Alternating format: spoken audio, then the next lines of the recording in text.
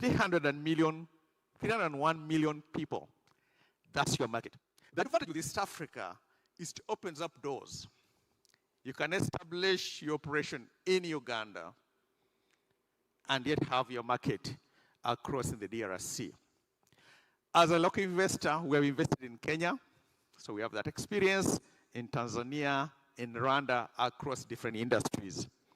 So as you think about coming to Uganda for investment purposes, just know there's a local partner that we can work together. There's one thing you coming alone, but there's another thing coming, and you know there's a local partner because we help de-risk the landscape.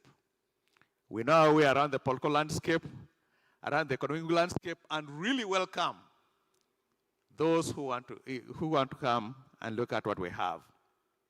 From just the economic environment, the economic environment is quite robust, quite secure, quite predictable. I'm a student of finance, and I'm sure most of you are. One of the best indicators of economic growth is the stability of its foreign exchange rates, especially in a free economy. Today, the Uganda exchange rate, the shilling against the dollar, is basically a free rate. And if you watch the movement of that, it will actually tell you the state of the economy of this country, the stability of the country. You look at the last 5 years, it has basically deviated less than 6% from the center. Sometimes it strengthens, sometimes it goes. So it means that you as an investor, when you bring in your money, you can pretty much predict in the next 6, 7, 8 years what it will be like, because the exchange rate actually is so fundamental to how this is happening. And we're really glad that you're here with us in terms of what we do.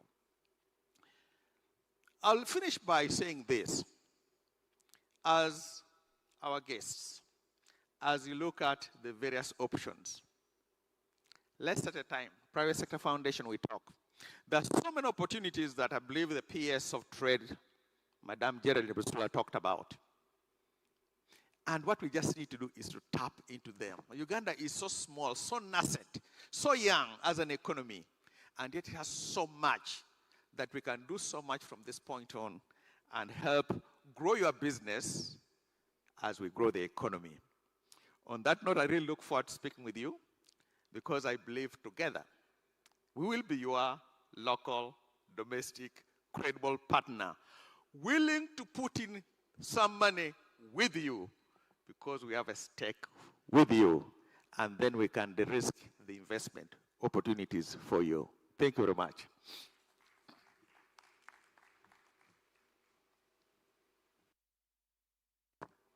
Skin in the game, that's the word.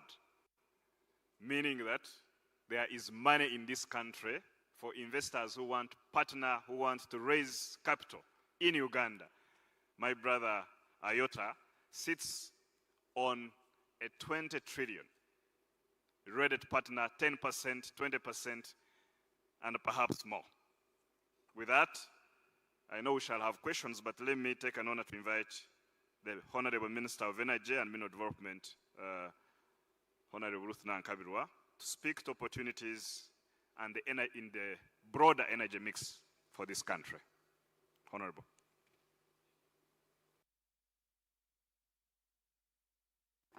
Thank you very much. I salute all of you and welcome you back home, to many of you, and those who are here for the first time. I hope you'll be able to go back because you may be tempted to stay longer because of what you're going to see. My docket is 3 in 1. I'm in charge of electricity, minerals, oil and gas. And these are critical sectors. So you will bear with me in case I take a little bit longer than my colleagues, because we're here to find opportunities for investment. First of all, I would like to inform you that we have been attending many international conferences, and I want to appreciate the voice that is coming out from East Africa, We are speaking the same voice. And that's the beginning. And very soon, we shall have a holistic African voice. Africa speaks to her opportunities to use the natural resources to develop.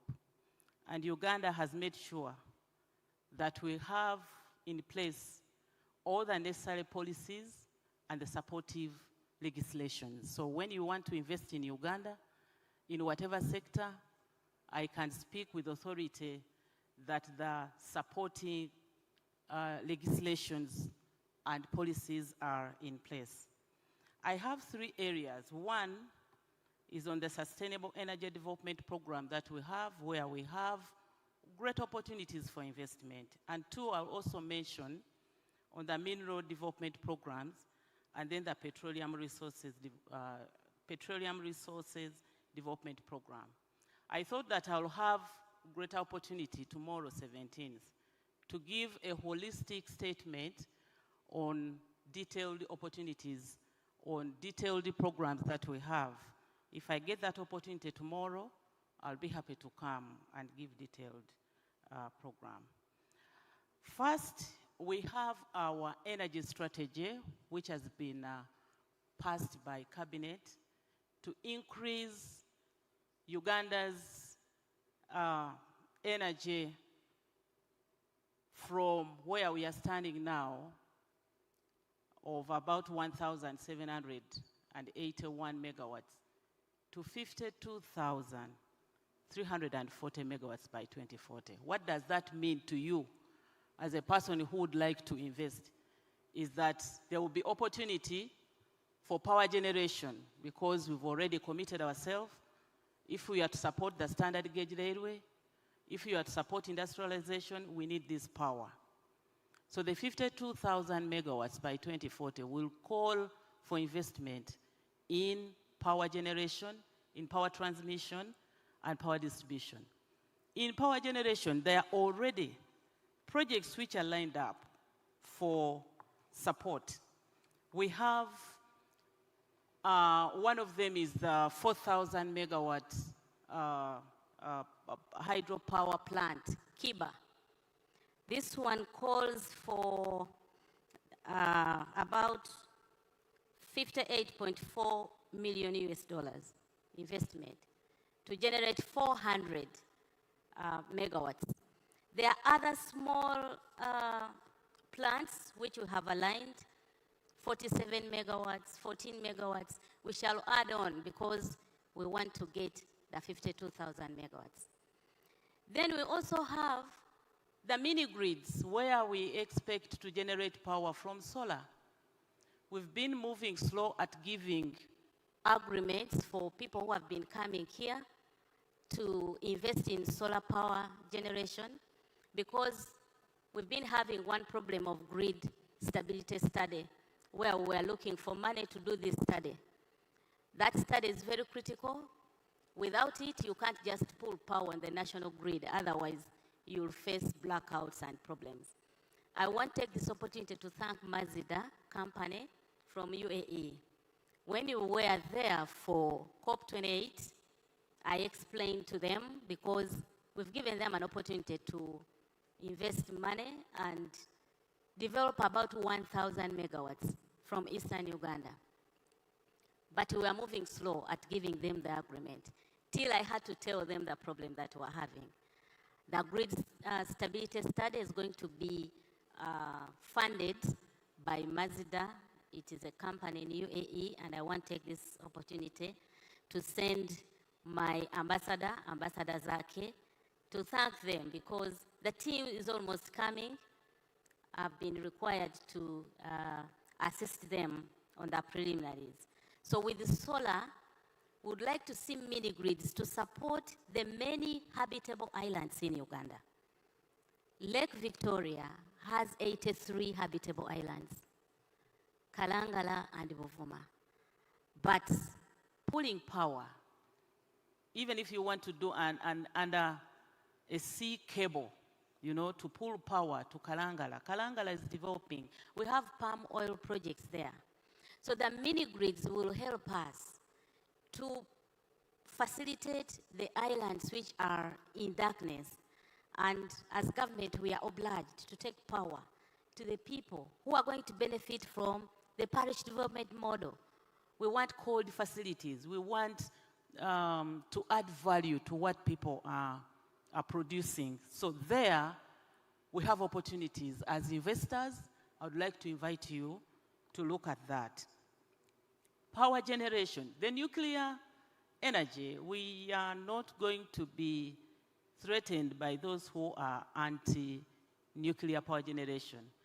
We are learning from our big brothers who are now championing clean energy, and I know that nuclear is very clean energy. We have identified sites for nuclear power, and basic research has been done. We are working with the International Atomic Energy Agency, and we have been assessed. They have been here more than 3 times, and we are ready to take on that. Even on geothermal, we have sites already identified. In some of the areas, we are doing feasibility study. We are at that stage. So if you came and expressed your interest, we will be able to give you more information on that. That is as far as, I'm just summarizing, that's as far as generation, power generation is concerned. Once power is generated, there will definitely be an evacuation plan. We have to make sure that we have the transmission lines and substations. For example, we are constructing a 240 kV line from Bujagari-Tororo. It's Bujagari-Tororo transmission line. We will need investment to the tune of $16 million to make sure that the substations are completed along that line. There are others, I'm just mentioning a few. Transmission. What about distribution? We need to expand our distribution network. Pressure is too much. The government of Uganda is entering parishes now as I speak. So the distribution network needs to be expanded. The materials that we shall be using, first priority will be given to Bubu, Buy Uganda, Build Uganda.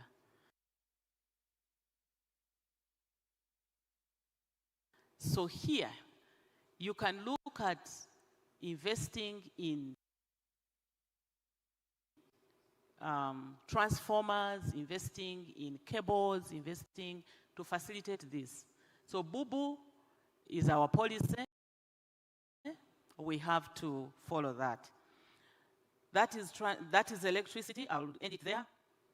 Talk about minerals. Our key policy is to make sure that we beneficiate maximally from our minerals. This calls patience. It is so tempting. Investors, you will come and you will expect a license for mining and you'll expect to export the minerals. But you have to know that we have a law that bans exportation of unprocessed minerals. So when you come here, we shall give you the license. And our system is online. You go to our cadastral portal and you open up. You will be guided on how you apply, from prospective to exploration and then mining. So there we have critical minerals that will support industrialization. Those ones are guarded seriously. The lithium, the cobalt, the wolfram, that will support the mobility plus others. So we are very, very critical on that. If you want to invest in rare earth minerals, we are already in course with some of the investors, and I'm about to sign a license, but this license has provisions conditioning you to prove to me that you will do the highest level of value required. We are already having refineries, a tin refinery for tin in Imbarara. They brought me a sample in my office yesterday. I called my person to bring it here so that you can see the 99.95 tin refined in Uganda. And so whoever would like to invest in mining tin, that is now the bar. Because Woodcross, the ones that is managing, the owner of the tin refinery in Imbarara, is the one that has set up the standard, not me. They are telling me that it is possible to refine tin to the level of purity of 99.95 from Uganda. We can actually begin making money and everything from here. Maybe there are people who would like to see that is refined from Uganda. So on minerals, it is value addition and value addition and value addition. No other alternative. Even with vermiculite, which is highly hygroscopic, we are also requiring the level of purity of beyond 90%. So with the minerals, I cannot mention them. We have them, all the minerals that you need. We have them in Uganda. Add value, transfer technology to our people, give our people jobs, you will be in Uganda forever. I will end by petroleum resources. Let the world know that Uganda is not going to abandon her petroleum resources. We are continuing to give more exploration licenses, and we shall continue. And the world is not about to abandon fossil fuels. Nobody should deceive you. Other industries need it. The beverage industry, pharmaceutical, and all that. And in any case, if the big economies used the petroleum to develop, why not Africa? Why not Africa? And Uganda has put in place to respect the international standards as we develop our petroleum industry. So on the upstream, I am happy to announce that we have started the drilling. We have hit some wells. They are promising. Our target is to have our first oil by 2025. Total is in business. They are drilling.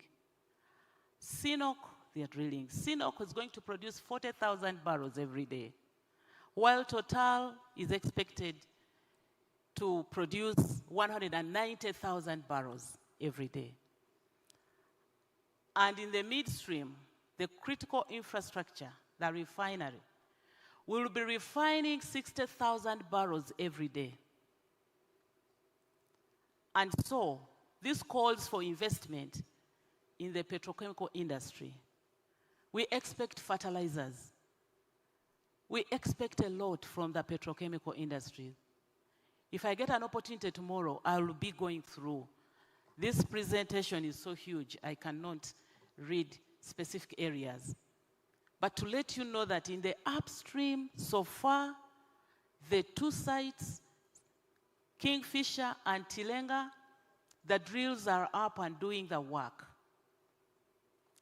The waste management and treatment center was completed, and this called for the commissioning of drilling. And we started drilling on the 24th of January last year from Kingfisher. So all the rigs are now working. The opportunities are critical. We have finalized on the investor for the refinery. I've been receiving a lot of expressions of interest. Refinery closed. Somebody is developing it. We have already come up with the crude oil supply agreement. Right now, the team is in Uganda to negotiate the crude oil supply agreement. And the project framework agreement. The opportunities for refinery are almost closing out. That is a critical infrastructure on the midstream. The East African crude oil pipeline, which was fought so much, we fought for this pipeline. A lot of lies were told. I want to thank the civil society organizations who are really crying for motherland, the planet, and they've been really pulling us down in developing the East African crude oil pipeline, but a lot of lies were told. The pipeline is not crossing through Lake Victoria. The pipeline is not crossing through 230 rivers. The pipeline has been designed in such a way that people can still use the land, by the way. It is insulated, it is multi-layered. You will not even feel the heat. It is multi-layered. I know it's the longest heated pipeline almost, 1,400 kilometers. We took that in plan, and so we made sure that high technology was used. There is work there. I don't know at what level, because it is managed by a company, the East African, the ECOP company. But I want to thank Mama, Her Excellency, the President of the Republic of Tanzania. She's been supporting us so much. I want to recognize her. I love her. If there are people who can take this message to her, I do love Mama. She's been receiving us and giving us advice. And on the Tanzanian side, the pipeline has moved to almost 100% as far as resettlement of the project-affected people are concerned. But of course, their land tenure system supports them. Almost land there belongs to government. Here in Uganda, where people own land in perpetuity, when it gets to compensation, you tussle it out with the landowners. We are at 95% in as far as payment of project-affected people are concerned. That pipeline will help us take the balance of the crude that will be produced. I leave that. I will end by calling you to invest, because we still have other areas which need exploration. Morotoka Dam, where oil seeps are on the ground, you can really see oil. You can see gold when you are there. So we are continuing to issue licenses for oil exploration. This has to be captured, that Uganda is not stopping on the journey to utilize her natural resources. But of course, bearing in mind the environmental requirements. In a nutshell, I think we are just beginning. We shall make sure that electricity will be connected to industry. The mining sites need electricity. We need to guide them. We are organizing the artisanal miners to support the big the big companies, gold and everything. So I want to take this opportunity to thank you so much. Probably there will be questions. I'm going to be here, although I'm required to be at State House at 2, so I have to be out of this place in order to go to meetings at State House. Thank you so much for your kind attention. Karibu, Uganda is your country. There are numerous opportunities for investment. I want to thank you.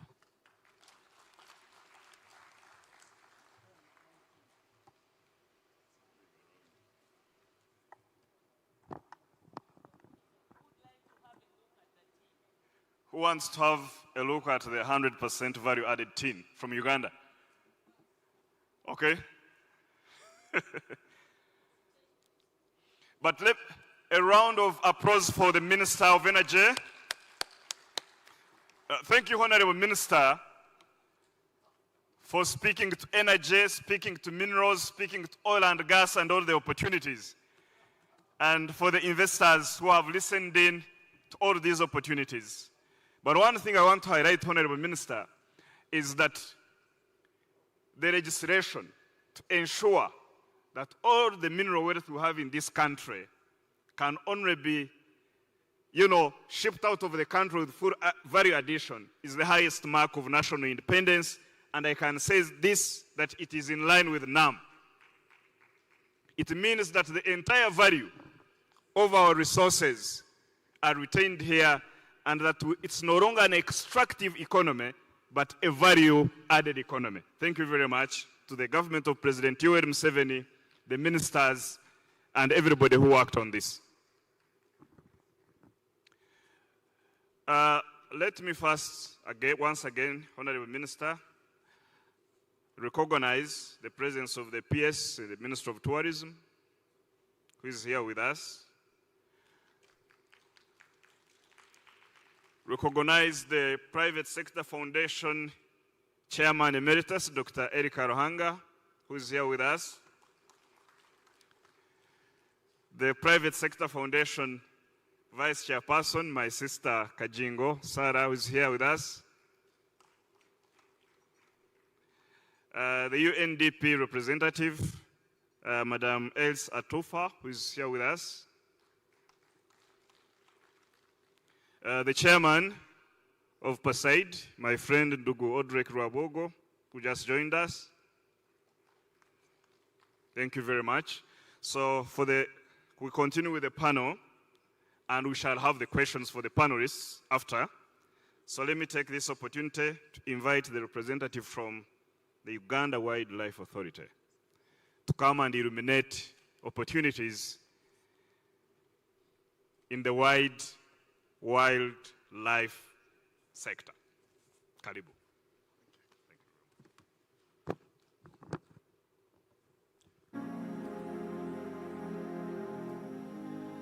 Welcome to one of Africa's highest, most remote and unknown mountain ranges located in Uganda, the Pearl of Africa.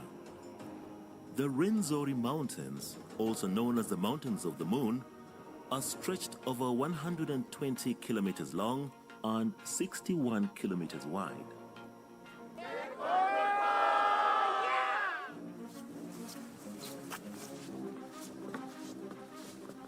Come and experience Africa's most beautiful alpine area.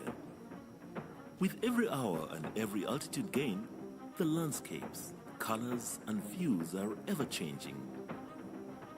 This UNESCO-protected national park contains unique biodiversity and breathtaking sceneries such as the bamboo zones, mossy heather zone, numerous waterfalls, tropical rainforest, mountain lakes, and eternal snow.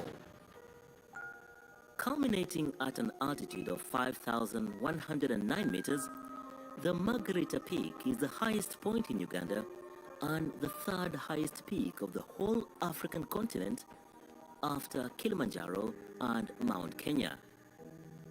This mystical and demanding mountain range is located on the foothills of Queen Elizabeth National Park, one of Africa's most popular game drives, and a few hundred kilometers from the Bwindi impenetrable forest that inhabits the endangered silverback mountain gorillas.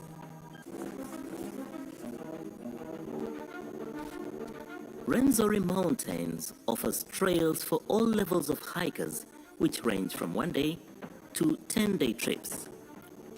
The shorter trips are not as physically demanding and still showcase the amazing beauty in the art of nature, including rare vegetation, rivers, and numerous waterfalls. This unique biosphere is a true gem that needs to be preserved not only for the many endemic species it contains, but also for the local community which directly benefits and lives from the mountain's gifts.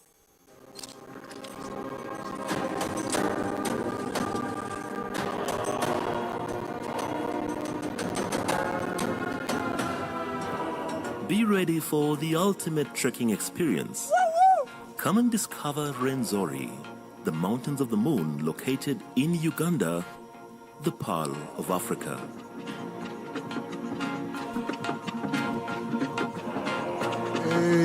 Good morning, everyone. I'm sure that is the end of our little presentation on some of the attractions in Uganda related to wildlife.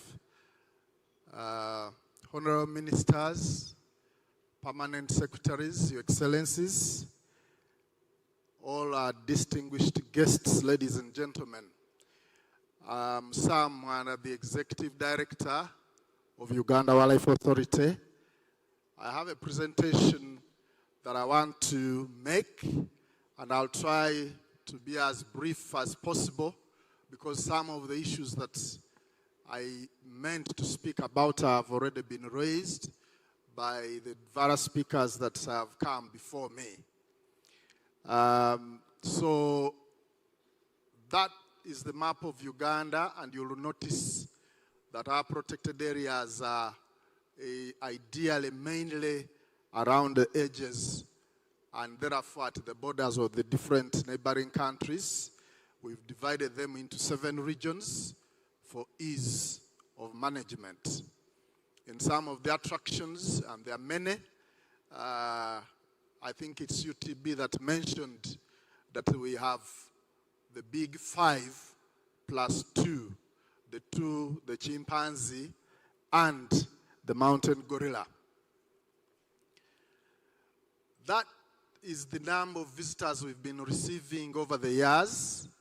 And important to note is that there is a steady rise. The 2 that seem to have dropped towards the end are because of COVID. And we immediately rose back to the levels that we had before and surpassing them. And probably what you need to note is that if you're going to invest, you have, and I'm talking investment in the protected areas, you'll have the clientele because we have a general increment of 10 to 15% number of visitors in our protected areas annually. And that will continue growing. Why should you invest in Uganda? I think UIA and Uganda Tourism Board have mentioned that over and over, and I'll jump those 2 slides, but just notice the photographs of the different attractions that we have. This is a view of the Maction Falls in Maction Falls National Park, one of the best sites that some of you need to visit. What are the areas of investment? The biggest area of investment in our protected areas are investment in lodges and hotels in the national parks. And I've placed a few there in the Shasha sector, where the tree climbing lions are. It's in Queen Elizabeth National Park. We also want to develop accommodation of 40-bed accommodation at Bwentale, but also the possibility of hot air balloons in some of our savanna national parks. And then accommodation for mice facilities in Queen Elizabeth National Park. The other opportunities are the investment in the operation of houseboats within Maction Falls, where we have River Nile. Also houseboats in Queen Elizabeth National Park on the Kazinga Channel, as well as houseboats on Lake Edward, which is in Queen Elizabeth, as well as Albert on Maction Falls, and a lot of investment and operation of various tourism activities and products within our protected areas. The video you saw was about Rwenzori, The priority there is to develop and operate a new tourism trail going up to some of the peaks within Rwenzori National Park. If you are going to invest, what are the procedures? The procedure is that we, as Uganda Wildlife Authority, can identify and advertise the opportunity. But we also have a working arrangement with Uganda Investment Authority where we can identify a potential investor and invite them to look around and identify for themselves areas for investment, and we get those approved through our normal systems. And then we invite the partners to put in a bid. We evaluate the bid. We negotiate the terms. When the terms have been agreed on, we then develop a contract. And when the contract has been signed, the investor then does an environmental impact assessment. And out of that, they start the development of the facilities or the product, whatever it is. I want to, as I conclude, to make 2 points. One is that if you're a visitor to Uganda, please visit our protected areas. There is a variety of things to see. If you are a Ugandan, please visit, because some of the Ugandans have not seen what is there, and there is potential for investment. If you don't have the time and you are here for only 1 week, there is a small place called the Uganda Wildlife Conservation Education Center. It is in Entebbe. Go and visit it. It will give you a glimpse of what you can find in Uganda protected areas. And then you'll be convinced to come and visit, and we are ready to welcome you and to engage you in whatever investment you may wish to make. Secondly, we want to let you know that when you invest, you will make the money. I've shown you the visitor numbers growing at 15%, and those numbers will continue growing. So if it is a product, if it's accommodation, if it's an activity, you are assured that you will have the clientele, and that will continue growing, and therefore you will have return on your investment. But even if you are investing in what Honorable Ruth Nankabira was talking about, in minerals, in energy development, in agriculture, whatever it is, you need somewhere to relax. And the protected areas are the place in which you can relax, in which you can send your staff for a holiday, but also for a workshop. And they come back more productive than they left. And so the investment is there, and the opportunity to invest and visit are available, and we do welcome you. I thank you very much.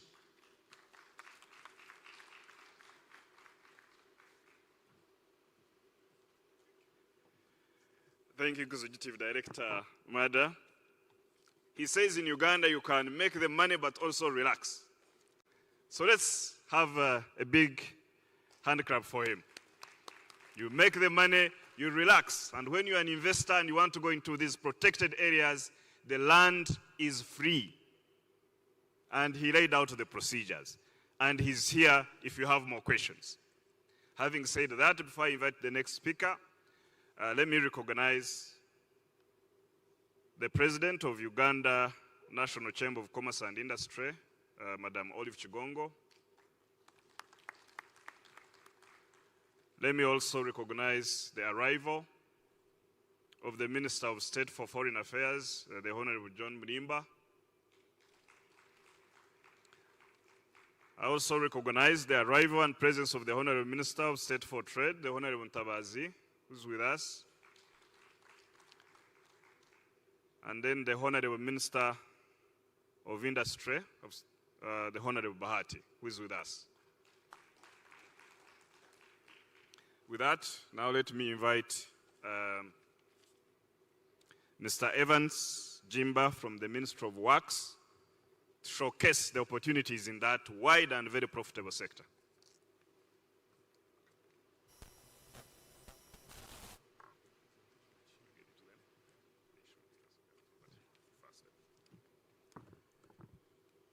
Thanks very much, moderator. Honorable ministers, permanent secretaries, the various executive directors, our excellencies, distinguished participants, and the investor community, you are most welcome. I also kindly request the IT section to upload the presentation. My name is Evans Jemba. I'm the Acting Commissioner, Policy and Planning, and I bring you greetings from the Ministry of Works and Transport. And it is my pleasure to share investment opportunities in the Ministry of Works and Transport and on a larger scale under the Integrated Transport Infrastructure and Services Program, which the Ministry of Works and Transport supervises.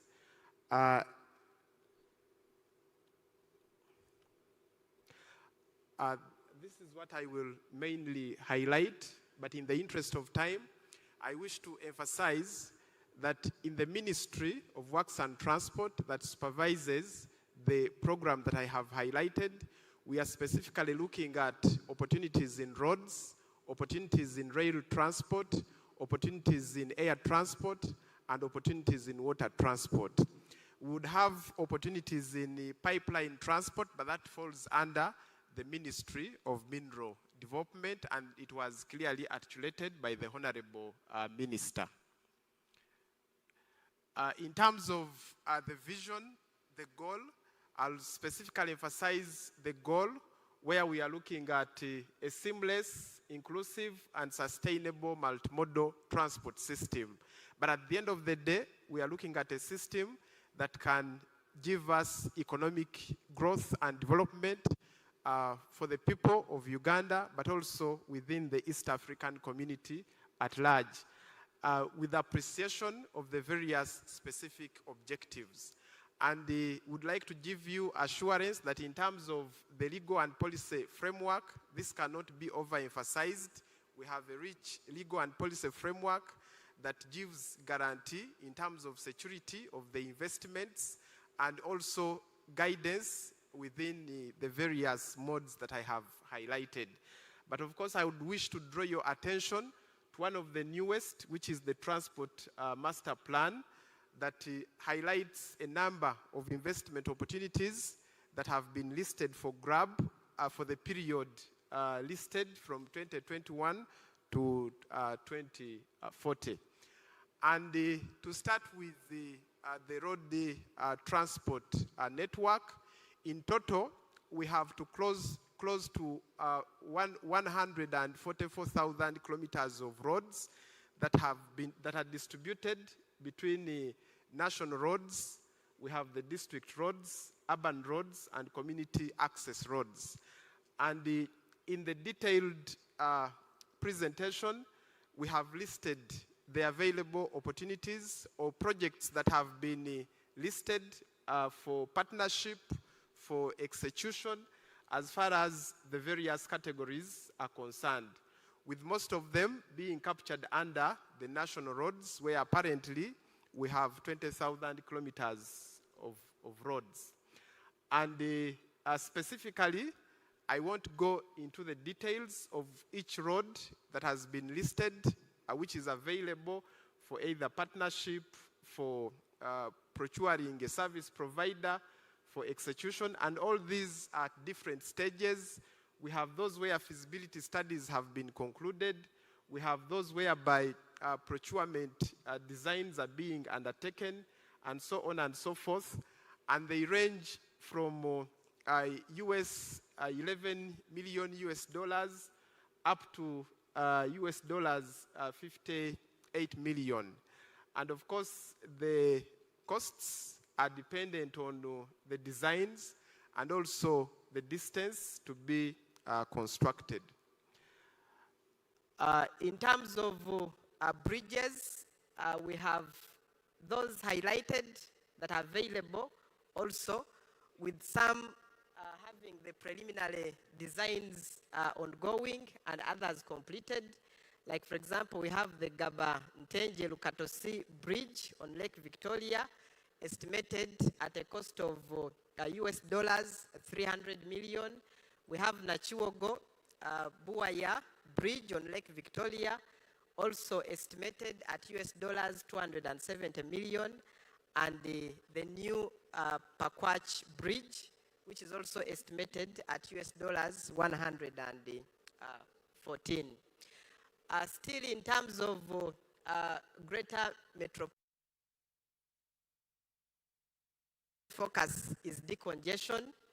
There are a number of projects that are available or have been listed for partnership and execution. For example, we have the Kampala-Busunju Express, which is 200 kilometers, and this is estimated to cost US dollars 2,000 million. We have Nakasero Northern Bypass Express route, which is 5 kilometers, which is estimated at US million 211. We have Kampala Outer Beltway, 100 kilometers at 1,000 US million dollars, and the capacity improvement of Kampala Mukono, which is 14 kilometers at 40 million US dollars, and capacity improvement of Zana and Kajans 5 kilometers, estimated at 14 million. And then finally, Kawempe Matuga, which is 13 kilometers, estimated at 37 US million dollars. And then still in terms of decongesting Kampala, we have the bus transit project, and the entire project is estimated at US dollars 567 million, and we are looking at purchase of buses, but also the infrastructure, which is costed at US dollars 467. And the capacity of the vehicles we are looking at, these are 80 meter long vehicles with the ability to have a passenger capacity of 150, 60 seated, and 90 standing. In terms of rail transport, apparently government is rehabilitating the meter gauge railway network and improving on its rolling stock. And we have operation of passenger rail services on the eastern route. And we are also having construction of the standard gauge railway network on the eastern route, which is 273 kilometers. We also have the standard gauge railway, which will support mass transportation of cargo required to offer global competitive quality and the quality of services. So this is the network. On the side of Kenya, phase 1 was completed up to Naivasha, and phase 2 will stretch from Naivasha to Maraba. And from Malaba, we have majorly 2 lines. One, which is northern, that will stretch from Malaba to Juba, connecting to southern Sudan, and also the northern part of Congo. And then we have the other line that will initially move up to Kampala, and then in the later phases move to Rwanda, and then Chisangani, where we have the Democratic Republic of Congo.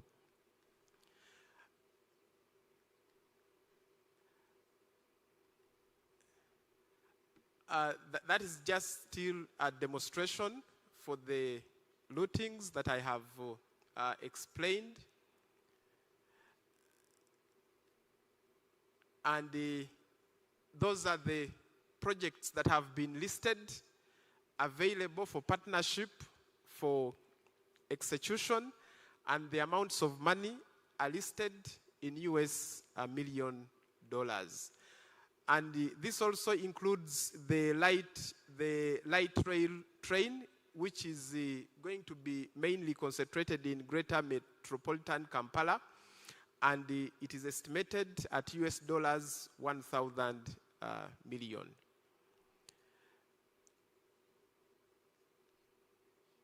And when you look at the light rail, initially 2 lines have been listed, and the first line stretches from Namave to Kyengera, and the second line will stretch from Kawempe to Kajansi, and the estimated amounts and distances are also highlighted.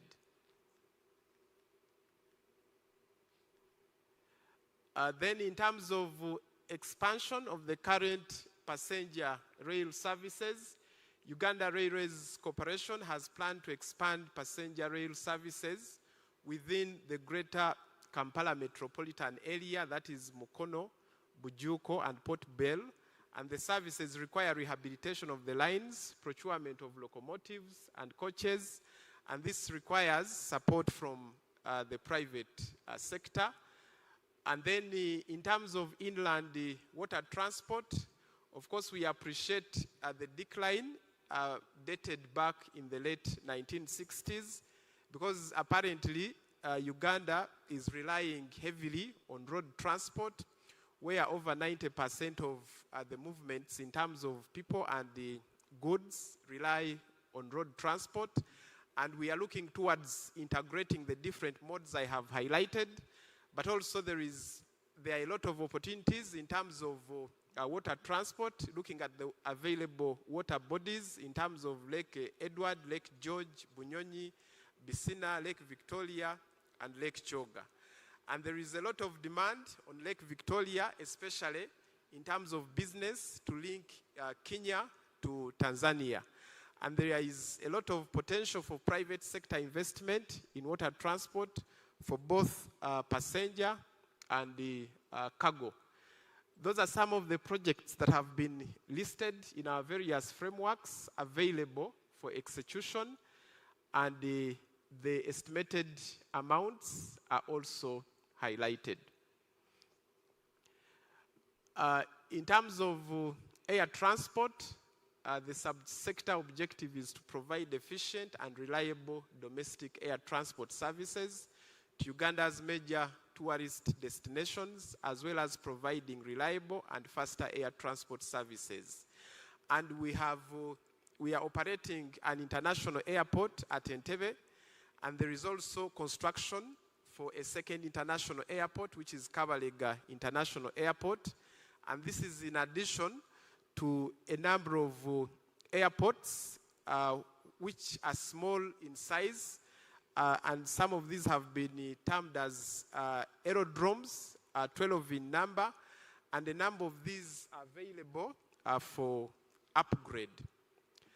And so this is the available, those are the available projects, majorly for upgrading the aerodromes, and the areas have been respectively listed. And then in conclusion, in terms of infrastructure, the opportunities available in Uganda are quite many, and the ministry, on behalf of government of Uganda, welcomes the investor community to pick interest, and also taking other advantages, for example, the tolling policy, whereby, for example, if you invest in an express highway, your returns of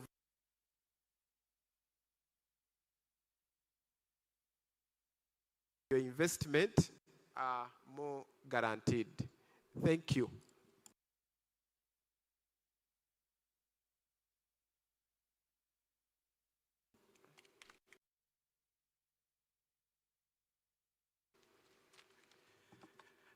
A round of applause for Mr. Evans from Ministry of Works. A very serious one. It's not yet lunchtime, ladies and gentlemen. And on the onset, I want to first of all confirm that all the projects that have been listed For the private sector to make money, these are going to be managed under the PPP framework, public-private partnership. The business people, that is how you're going to make money. I thought I needed to restate that. But also to alert the honorable ministers, permanent secretaries, excellencies, and the business community that from morning up to now, we have been running a conveyor belt of bankable projects. Physically, you have seen. But once you go to the website of Uganda Investment Authority, you should be able to now electronically access these opportunities into further detail. And I think we shall also work with the private sector foundation and other partners to ensure that they have access to illuminate these projects on their platforms.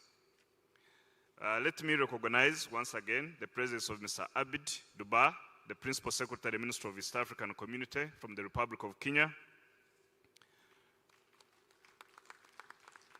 I also recognize Ms. Annette Semwemba, the Deputy Secretary General of the East African Community.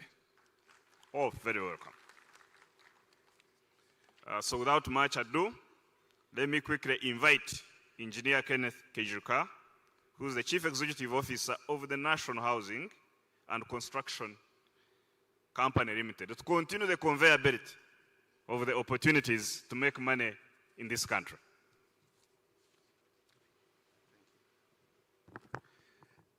Thank you, moderator.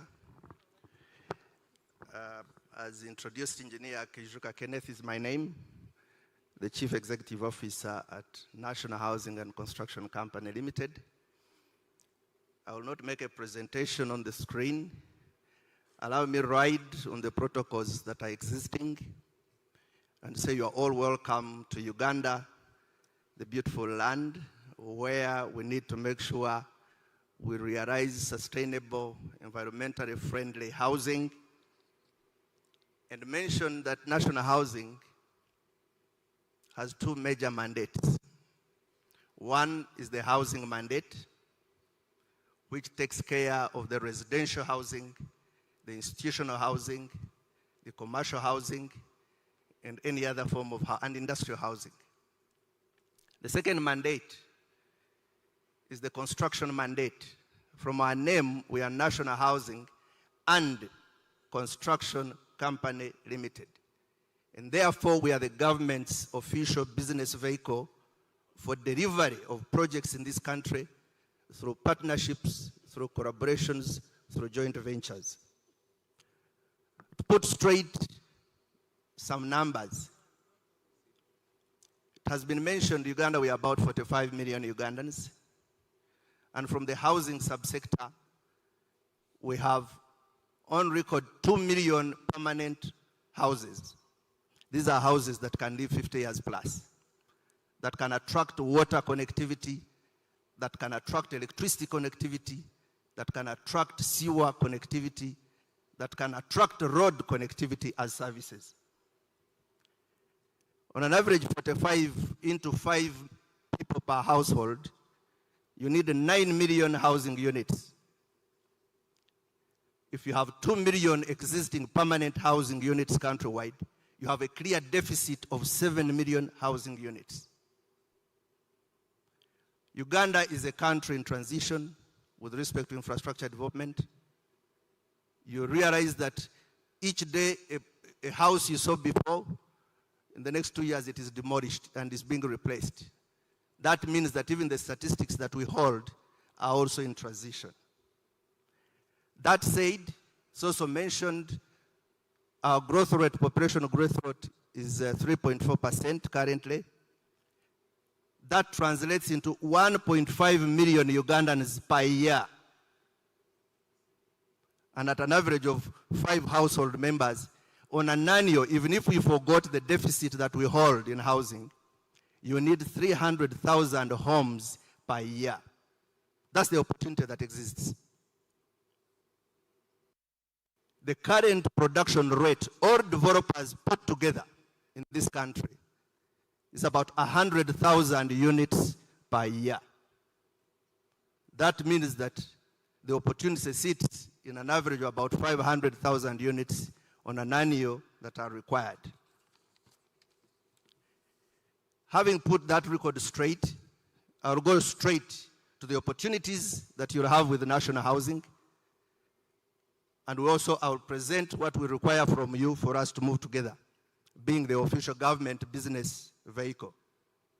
What shall we offer? As national housing, this year we shall celebrate 60 years of existence. We are the oldest existing construction and real estate vehicle in this country. Uganda was born 1962, independence, and we were born 1964. So as we celebrate 60 years, we demonstrate our sustainability in driving the needs of housing and real estate and construction. And what I draw from this is that we are the sustainable development partner going forward. As an investor, when you come to us, or even when we come to you, we'll offer the following. We shall facilitate the investor entry into Uganda market. We shall offer you space for the entry, office space, at our Crested Towers building, which is our headquarter building, just in front of Serena as you walk out here, for the limited time for you to settle in. We shall offer technical assistance because we're a 360 turnkey institution who holds land. We have designers, we do construction, and we do the sales, the marketing and sales. So in that respect, we shall facilitate your technical requirements, we offer expertise and labor in the market to make sure you become successful. Most importantly, we provide land. I'm happy to mention, amidst us is the chairman of the board, Honorable Sylvester Wanjusi Wasieba. I beg that, Chair, you stand up for recognition so that you affirm what we are putting before the audience. Is right there. That the board has taken decisions as the official representative of government in construction and real estate to provide land. We'll make land available, whether it's green space or brown space. We hold green space where you can model and design new projects throughout the country. We also hold brown land, which is squatted on land with great opportunities for redevelopment in the major slums of our cities, Kampala and outside. We'll offer you preliminary project services. We also facilitate local authority approvals. We don't want a partner who comes to us to run corridors of many institutions, whether it is environmental impact study, whether it is geotechnical investigations, whether it is the traffic impact assessment. National Housing, as your official partner in this country, will facilitate the approvals through the local authorities. We'll guarantee services provision to the estates that you'll develop. As mentioned, estates cannot exist without power, without water, without sewer. And so we'll walk the corridors of national water, we'll walk to memes, we'll walk to energy, and we'll make sure that the investment you put in place through housing and real estate is serviced. We'll certainly undertake stakeholder management on your behalf, but most importantly, being a construction vehicle, we can also do your construction in a joint venture with you as a local partner. We hold a sales and marketing office, and when you walk out of this building, you find our stall. You can register with us. If you've set up real estate, we'll support you through our sales office to the marketing of these properties, because we've been at it for 60 years, and we know the customers and the environment. We also shall undertake equity holding in the development, if you so wish. But most importantly, we also undertake profit sharing in the development. And therefore, we are ready to collaborate with you under those terms through the support of the Uganda Investment Authority, ministries, departments, and agencies. Moderator, let me highlight what we expect from the investor partner, briefly. And this is what we highlight as obligations of the investor developer partner. We want you to confirm your area of interest and nature of investment. We have mandate, like I've mentioned, in real estate. Those of you who want to come into real estate space, whether it's from $2 million to $10 million to $30 million, and particular interest, let us know. If it is industrial, if it is institutional, we have crafted memorandum of understanding with universities on student accommodation. And so we are happy to attract investments that want to look at that massive student accommodation that is required throughout our universities and institutions of learning. We'll also require you to provide adequate and flexible project financing. And on this I emphasize, we look at long-term financing. Much of our real estate currently is being financed by short-term capital. This is through commercial banks. But real estate is long-term. When we put up Crescent Towers 50 years ago, up to today, as national housing, we still reap benefits from that property. So we need long-term financing partners. We also want to invite those of you who want to provide appropriate technology that will redeem our housing sector. The growth rate of our population is so alarming that, honorable ministers, the agriculture we are talking about, we must protect the land. We must look at technology that preserves the land. And so if housing remains sprawling, sitting on prime vegetative, commercial, viable agricultural land, then we'll have done a disservice to this country. So those of you who have technology, walk to national housing at our offices at Crescent Towers building, or I'm here as the accounting officer, chief executive officer, and the chairman. Before you leave, we can sign off a few deals. In the short term, through technology provision, we shall allow you to import through the government protocols. But we think by fourth year, as a decision of the board, between year 1 and year 4, we should be establishing a local production facility. And as mentioned, we shall provide land where this can be set up, and we shall facilitate its establishment. Second, last, is we want you to take collaboration. I've highlighted this in our requirement, but I also put it to you that you should be able to undertake joint ventures and partnerships because there are so many projects. Allow me to mention, moderator, that in the House, they are living testimonies of those investors with whom we have undertaken collaboration. Messrs. Global Gases Group, if you're here, you can rise for recognition. Together with Messrs. Yeah, they're right there. We've provided land, and we are going to set up the production facility together with them of the liquid medical oxygen and the LPG gas that will be running as cooking gas in our estates. And we want to see how this will, through the value chain, will now impact transition, use of charcoal, into use of gas in our buildings. We are also partnering with the Ministry of Energy through the gas that has been discovered, oil and gas. Oil is near to be used. Honorable Minister, your gas won't be sent to Tanzania for processing. It will be processed here. And it is near to be used. We're also saying we need partners with whom we can get this gas into our estates so that we can save our environment through use of charcoal. So we need those partners that will look at the holistic approach to real estate and investment in construction. Lastly, we want to ask, some of you have a global audience and presence. We also want you to partner in sales and marketing, because we're also not only selling to Ugandans, neither are we developing for Ugandans alone.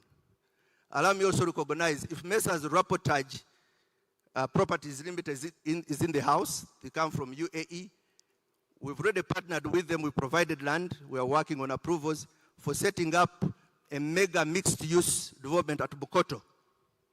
And so these are living testimonies. I want to close here, but also indicate that we have local partners.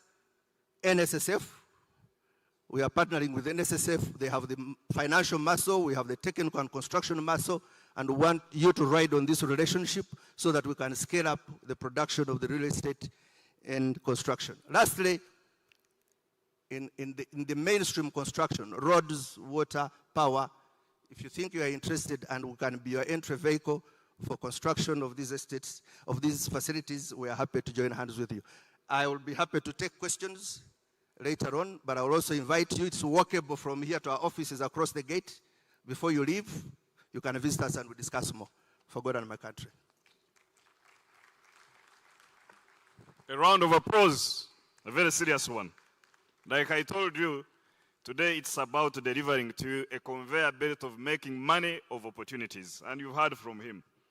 And most importantly, he has pointed to those who have already invested, who are in the audience, who can give testimony of how easy it is to make money in the construction sector.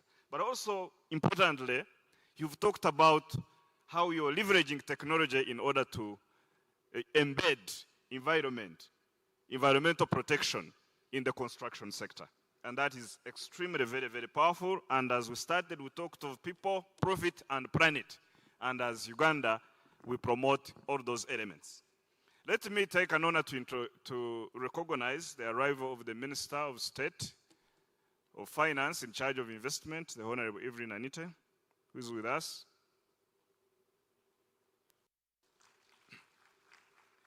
I also take the honor to recognize the arrival of Professor Tarsis Kabwejerwazana, who is with us today. Thank you very much, Professor, for making it. In the spirit of continuing with delivering opportunities for making money, let me now quickly invite the Executive Director of Uganda Free Zones Authority to tell us how to make money again in Uganda through that channel. You're very welcome, Hazel. Thank you, Morrison. I will observe all the protocol. Good afternoon. My name is Hezkemomi Alinda. I'm the Executive Director at Uganda Free Zones Authority. This is an authority that is established in Uganda in line with partner states' commitment, partner states of the East African community, to support export development and create jobs for our people. That's very important. This is enshrined in the treaty under the Customs Union, and again in the Customs Union under specific articles and the regulations there too. And I just want to speak to the delegates who have come to Uganda. If you're from Turkey, I'm talking about Antalya Free Zone, or I'm talking about the leather and industrial free zone in Istanbul. If you're from India, I'm talking about Greater Noida, or the Noida Special Economic Zone, which is about 27 kilometers from Delhi. If you're from South Africa, I'm talking about Swani or Durban. If you're from Kenya, I'm talking about Konza Technopolis, I'm talking about Tatu City, I'm talking about Athi River Special Economic Zone. And if you're from Qatar, I'm talking about Ras Bufuntas Special Economic Zone. If you're from Dubai, UAE, I'm talking about Jebel Ali. So we are part of the global ecosystem that supports production for export. And we are members of the World Free Zones Organization, the Global Alliance of Special Economic Zones, the Africa Economic Zones Organization, and so many other institutions under UNCTAD that support export development. Now, for those to whom free zones might be new, these are specially delineated areas in a country that are separate in terms of customs management. And so they afford an investor total relief from customs duties and taxes, fees, and other charges of equivalent effect that would otherwise be applicable if you are not in the free zone. And of course, globally, we are moving towards a new global economic architecture where competition is on price and quality. So by government incentivizing production, we are dealing with the price side of competitiveness. So free zones basically promote competitiveness in an economy and increase our footprint in the global chain of trade in terms of exchange of goods and services. Now, in Uganda, where are we? opportunities coming up in this country. Currently, be part of the story where United States dollars, $1.6 billion. 1.6 billion, and we are just starting. This is out of 37 free zones, contributing about 9% of Uganda's total exports. The opportunities that we need to interest ourselves in, we've got a bankable project, off-the-shelf project, where we have already done the feasibilities and the master planning in the cotton, textile, and apparel sector in Jinja. This is a ready-to-implement project, and it is readily available for you to take up. We've got the Mubende zone that is ready for you to take up. We've got the Entebbe International Airport free zone, where opportunities abound in terms of cold storage, in terms of logistics, and other amenities that can be provided in the free zone, including office space. Now, in Egypt, I always want to talk about Egypt because it has the largest free zone in Africa. The Suez Canal, I say an Egyptian there, free zone, and that is a free zone of 461 square kilometers. 461 square kilometers. So we are not talking about small things. Luckily for us in Uganda, we are in advanced stages of setting up the largest free zone in Eastern, Central, and Southern Africa at 45 square kilometers.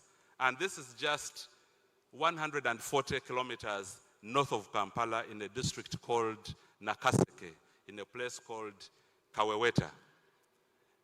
By August next year, we'll be ready. Sorry, August this year, this is January, will be ready to roll. So please come and take advantage of this nascent investment. We are looking at a multimodal, large-scale free zone. And government is committed to provide the horizontal infrastructure in this large-scale multimodal free zone. We are providing, the Honorable Minister of Energy is here. We are providing electricity in that free zone, and we are targeting uptime of 99.7%. Uptime of 99.7%. So you won't need thermal generators in that special economic zone.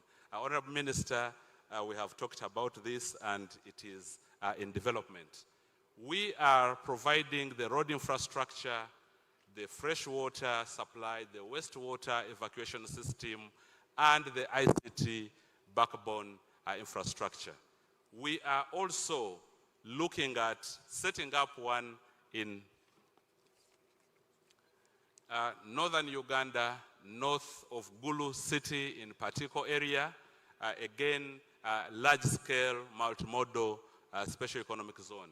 And I just want to repeat that these special economic zones are customs areas exempted from all import duties and taxes that are applicable in the rest of the country.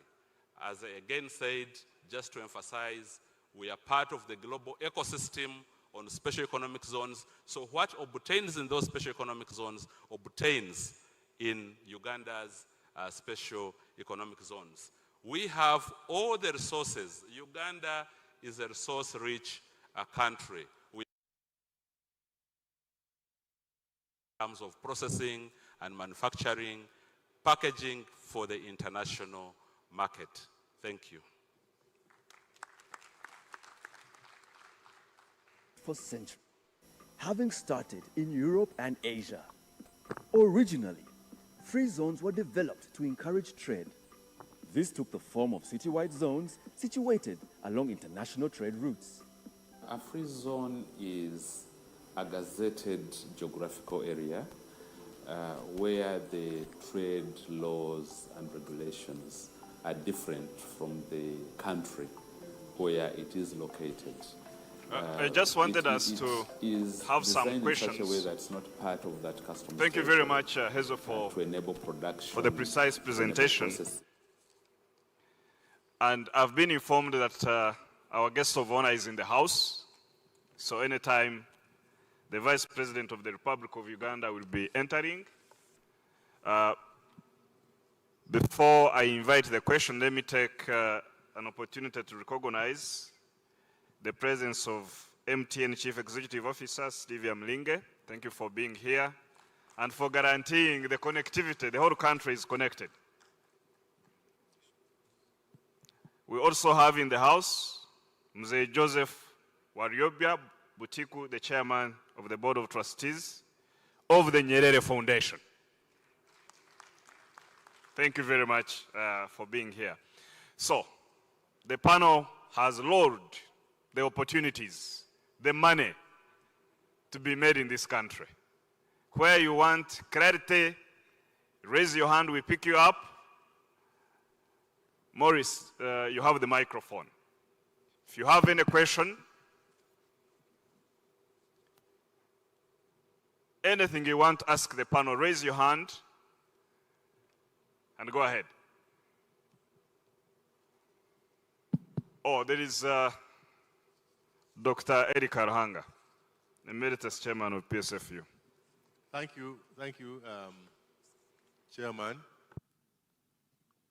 I wanted the presentation from the Ministry of Energy, of Works. It was a very good presentation. But there was something that was lacking in it. And I wanted to know whether it is possible for him, now or later, to help us to know. There were no timelines. All those projects were available, but we didn't know whether this is for 10 years' time or immediately, or what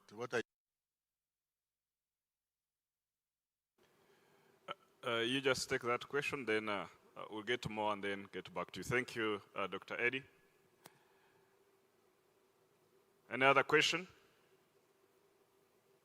Yes, we have a gentleman there.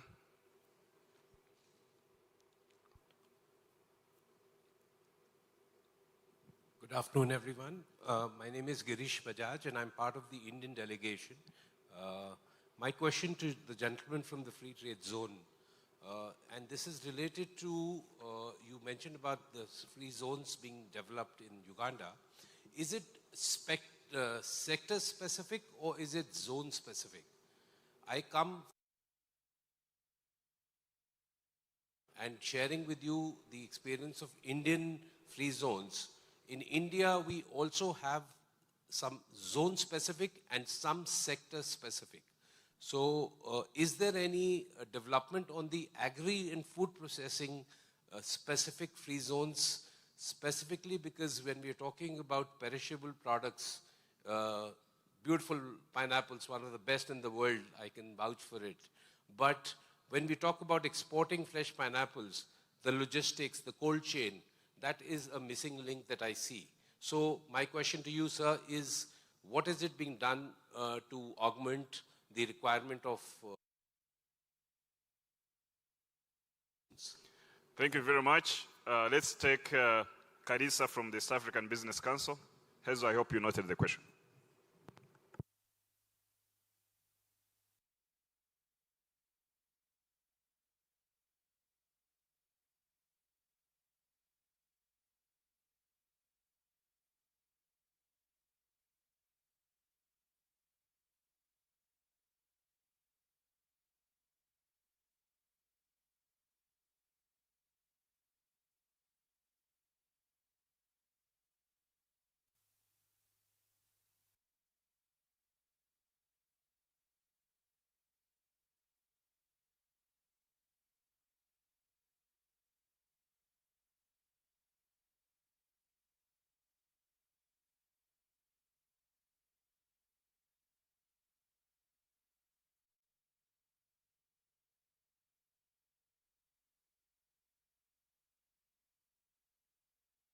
was arguing and saying that the reason why ESC is very resilient, it is through public-private partnership that is very strong.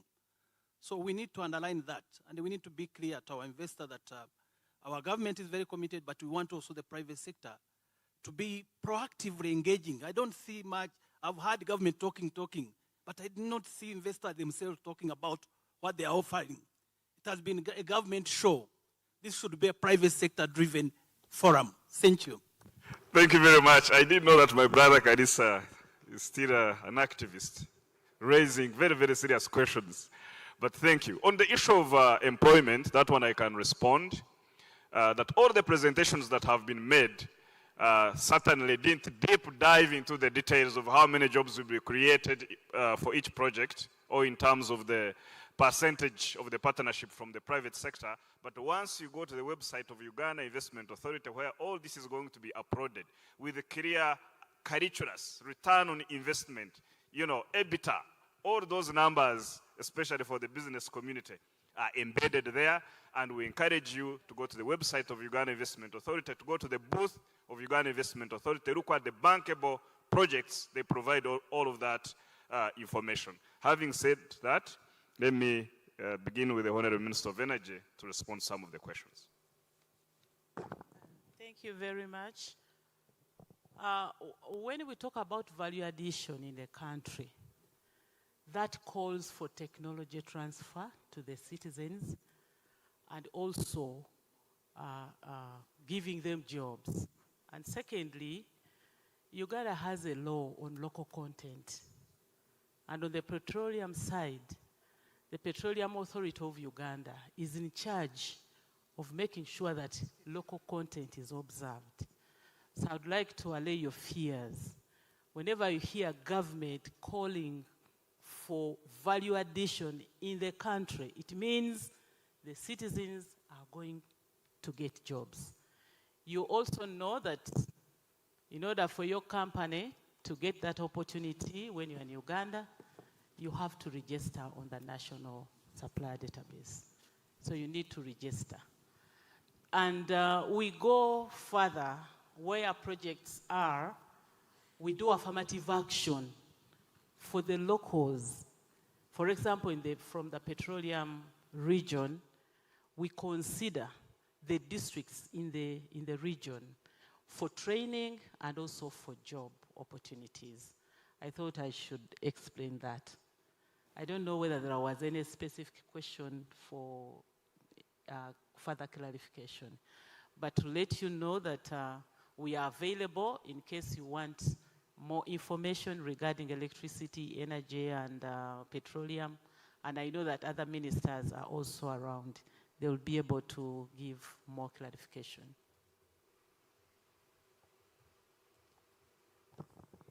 Anytime the guests of honor will be coming in, we shall raise and the anthems will be played, and immediately the microphones will be taken over by the Honorable Minister of Investment and the Honorable Minister of State for Foreign Affairs to continue the program.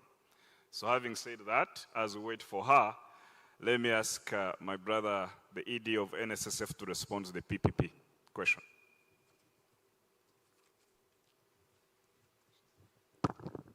I actually agree with you. I think PPPs are very young in Uganda. We are trying them out.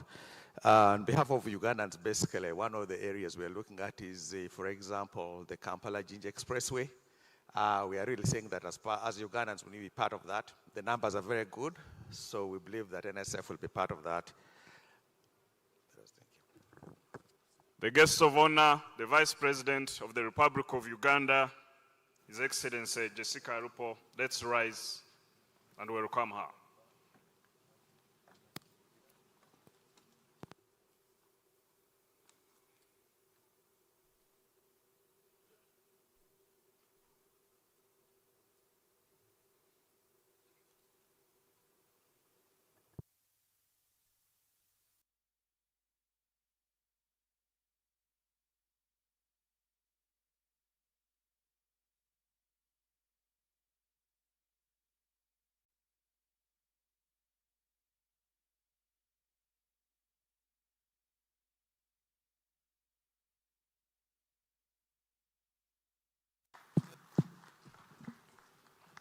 the national anthems.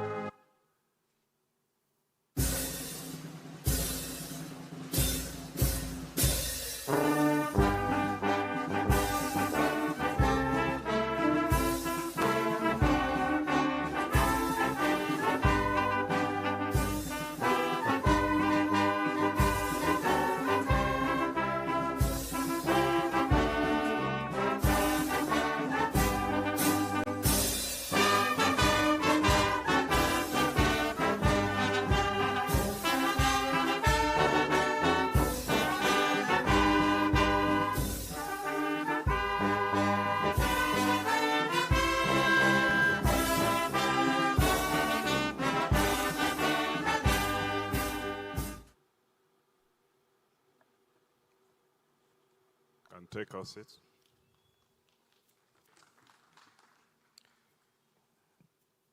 Your Excellency, the Vice President of the Republic of Uganda, you're very, very welcome. Now let me request the Honorable Minister of State for Foreign Affairs to take over the program. Thank you very much. Your Excellency, the Vice President of the Republic of Uganda, the Honorable Ministers here present in your distinguished capacities,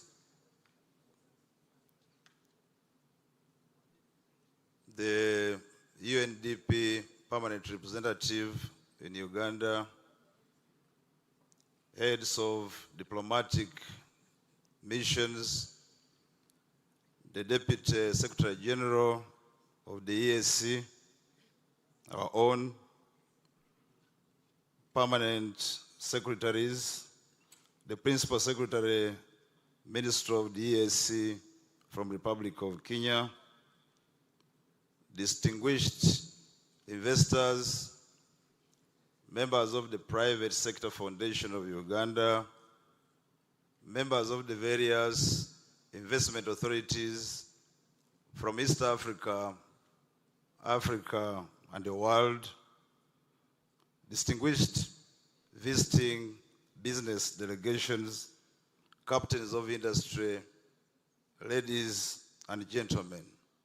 Your Excellency, on my behalf of Minister of Foreign Affairs, and indeed all the organizers, I would like to take this opportunity to warmly welcome you to this first ever Business and Investment Summit, organized to run on the sidelines of the NAM and G77 plus China summits happening here in Kampala. You're very much welcome.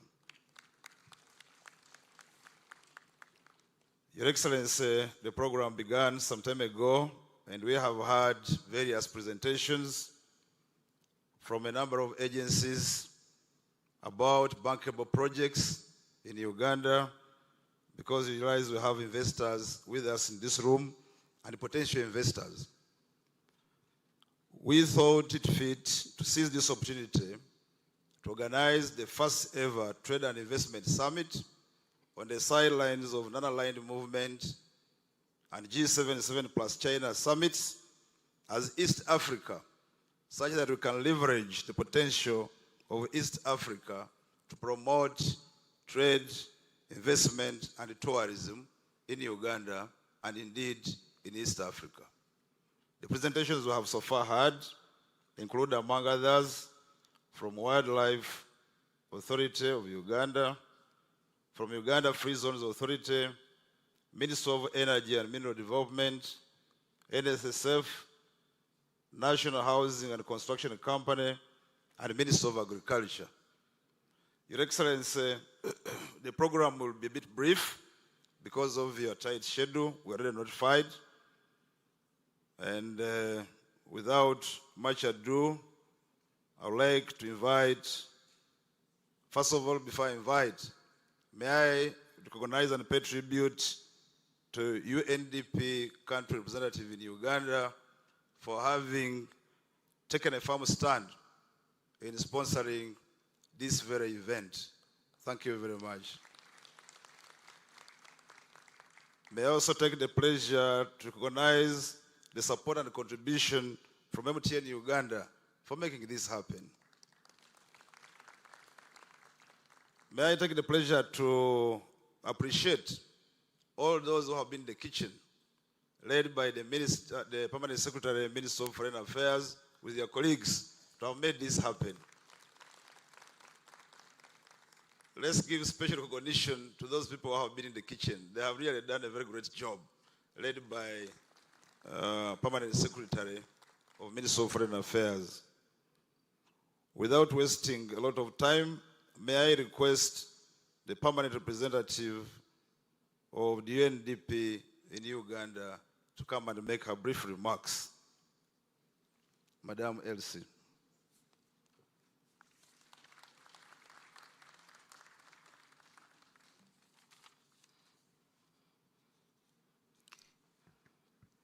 Your Excellency Jessica Lupo, the Vice President of the Republic of Uganda, Honorable Matia Kasaija, Minister of Finance, Honorable Ruth Nankabirwa, Minister of Energy and Mineral Development, Honorable David Bahati, Minister of State for Industry, Honorable Intabazi Harriet, Minister of State for Trade, Honorable Evelyn Anita, Minister of State for Investments and Privatization, Honorable John Mulimba, Minister of State for Regional Affairs, heads of diplomatic missions, ambassadors, High Commissioner, UN agencies, permanent secretaries, and heads of government agencies present, distinguished visiting business delegations, captains of industry, ladies and gentlemen, let me simply say all protocols observed. A very good afternoon to you all. I believe our visitors are truly enjoying the magical beauty of Uganda. The rains, even as late as January, separated with the hours of warm sunshine, continue to confirm that Uganda is truly the Pearl of Africa. The expansive greenery covering the hills of Kampala, the large forest with towering and hugging canopies in the countryside, the freshwater bodies whose streams gently flow, the wetlands animated with aquatic life, and the singing birds of a variety of bird species, of which we have 11% of the world's bird species here in Uganda, and the unique animal species, of which we have 7.8% of the world's mammals, roaming the game parks, the mountain ranges, the welcoming people, and the diversity of culture are proof that Uganda is indeed the Pearl of Africa. We have a beautiful country with rich and unique biodiversity and ecosystems, snow-capped Rwenzori Mountains, pristine crater lakes, and the world's longest river, the Nile. And we do also have the Victoria. As we gather here to explore trade and investment opportunities, tourism is undoubtedly a major opportunity for big business here in Uganda. I urge you all to explore the beauty of Uganda, which is uniquely ours and uniquely yours. Your Excellency, the Vice President, distinguished guests, I had to start with this as a segue to our conversation today.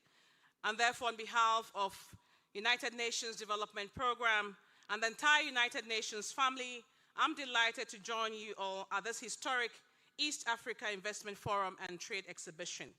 UNDP is honored to co-convene this forum with the government of Uganda and the Private Sector Foundation under the theme, Deeper Cooperation in Trade, Tourism and Investments for Shared Global Affluence. The theme of the forum is relevant within the current global and regional context, especially a world that grapples with the lingering effects of COVID-19 pandemic, wrestles with the effects of geopolitical tensions, and contends with a planetary polycrisis. These complex challenges cannot be dealt with one country alone or one region alone. They call for immediate you're here today. In this context, the Non-Aligned Movement NAM Summit on the theme of deepening cooperation for shared global affluence and G77 plus China, third summit on the theme leaving no one behind in Uganda in the next 6 days is very timely. These summits are powerful testament to the Global South's aspirations, breaking down trade barriers and enhancing economic integration. These summits and a forum like this one will provide member states with an opportunity to deepen cooperation on trade, on investments, climate change, health, resilience, peace, and security.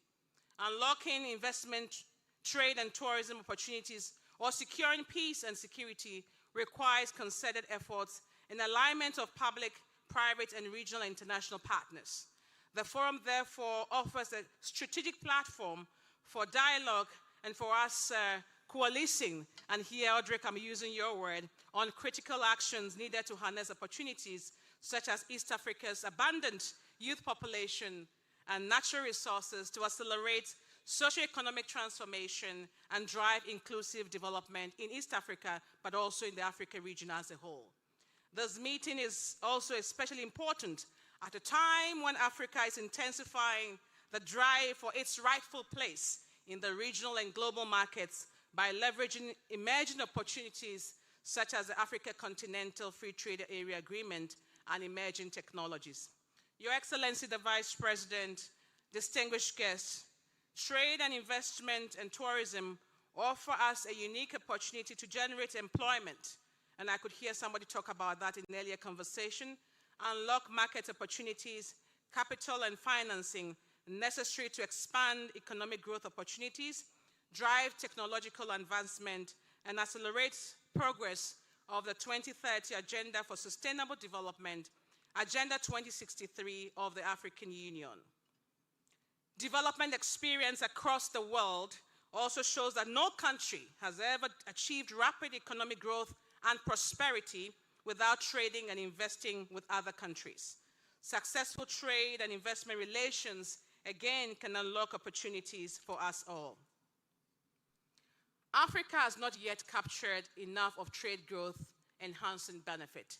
In fact, Africa only trades amongst itself today 16.6%, and 29% of it also attributed to its gross domestic product. So there's a lot more that we can do, and therefore this forum provides that enabling framework for us to move forward.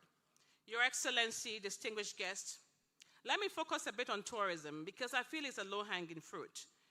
On the tourism front, East Africa is a remarkable region offering wild beauty and fascinating culture. From the national parks to the wildlife, to the freshwater lakes and waterfalls, East Africa unsurpassed attractions fascinate both local, regional, and international tourists. In particular, Uganda, the Pearl of Africa, is a country blessed and beautiful scenery, and I've talked about that, so I'll not go into the details. Some of Africa's most sought-after species live here, including the gorillas and chimpanzees. We have the 54% of the world's remaining mountain gorillas in this country, and it's also the capital of the world's chimpanzees. They are all here. Tourism is one of the most significant sectors in all the economies of East Africa. Its contribution to GDP is quite substantial, averaging around 10%. The sector contributes an average of about 17% to export earnings and generate about 7.1% of employment in the total region. Moreover, tourism has important linkages with other sectors of the economy, including agriculture, manufacturing, insurance, transport, finance, and many more. Following the significant decline in cash flows in the tourism sector during the COVID-19 pandemic, East African tourism recovered strongly in 2023, backed by large pent-up demand and lifting of relaxation of travel restrictions in many countries. East African tourism is on track to fully recover pre-pandemic levels in 2024, despite economic challenges such as high inflation and weaker global output, as well as important geopolitical tensions and conflicts. In this context, it is time for us to identify and promote new and innovative solutions through green tourism investment.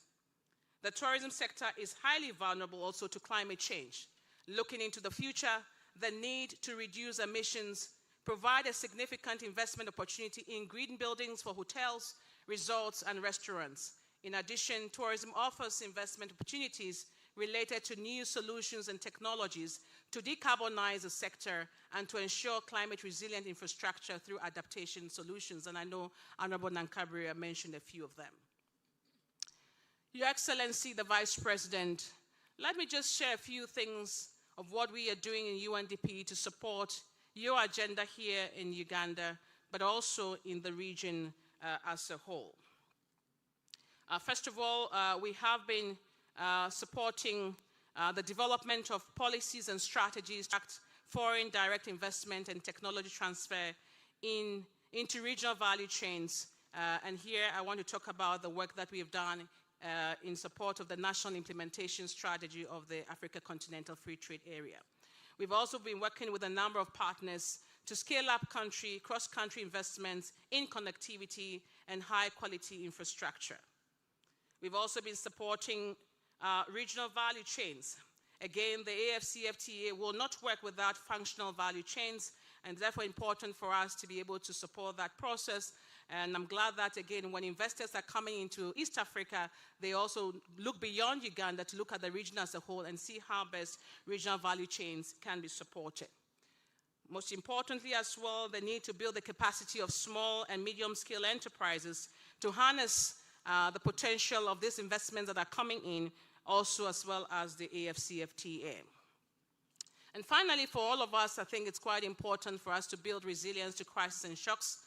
The multiple crises have revealed the need to rethink resilience of our trade models, our investment models, our tourism models. In this regard, we are reflecting with a number of partners to see what we can do differently moving forward. Your Excellency, the Vice President, as I conclude, we are confident that this forum, convened on the margins of the 19th Non-Aligned Movement and the Third South G77 plus China summits, will provide strategic opportunities to connect, exchange insights, foster knowledge transfer and technological advancements, and forge partnerships that can help turn ambition into action. We thank the government of Uganda for the leadership in championing East Africa trade, investment, and tourism by organizing this kind of regional forum. This is a positive step towards the implementation of the Africa Continental Free Trade Area Agreement, which requires us to work together in the spirit of unity and solidarity. This forum is a step forward in working together to strengthen the readiness of Africa traders and investors, both current and prospective, to maximize opportunities in the AFCFTA and beyond. This in turn will help us to accelerate progress towards sustainable development goals, the Africa Union 2063 agenda, and of course, by extension here, our National Development Plan 3, Plan 4,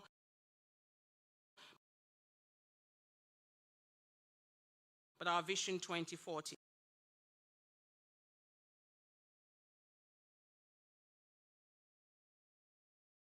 And trade exhibition, I bring you greetings from our Regional Director, Ahuna Eziakonwa. Your Excellency, she will be coming in a few days' time to join you and the people of Uganda to host the G77 and China meetings.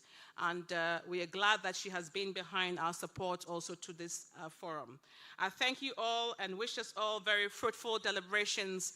And once again, thank you very much for the opportunity, and blessings to you all. Thank you.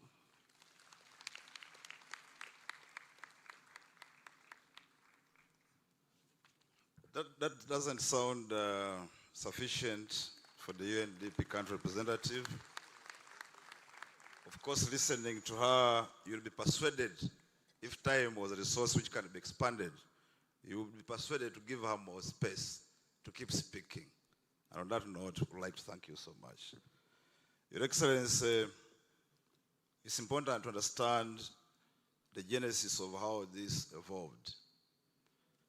This is happening on the sidelines of NAM and G77 plus China, an estimate of about 7 billion people Having realized that we have this potential, myself and the Honorable Anite, together with the PS, Minister of Foreign Affairs, and PSFU, we came together and hatched this plan to say, how do we explore? How do we pick the benefit out of hosting the first ever 2 international summits happening back to back? And this is how we came up with this plan.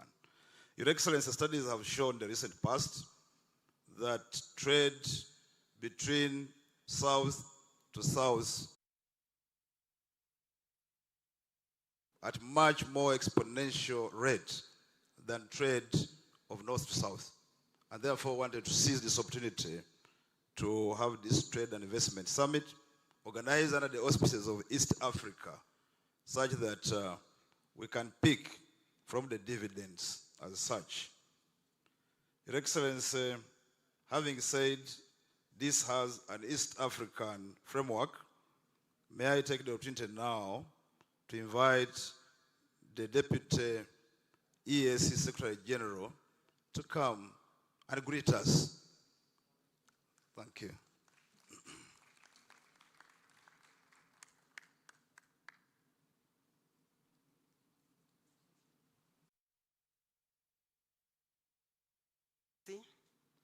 Vice President of the Republic of Uganda, Excellency Jessica Alupo, Honorable Ministers present, heads of the Diplomatic Corps, UN resident representative, permanent secretaries, principal secretaries here present, the private sector, Executive Director of the East African Business Council, Private Sector Foundation, Chairman, and board members, representatives of private sector organizations, distinguished delegates, all protocols observed.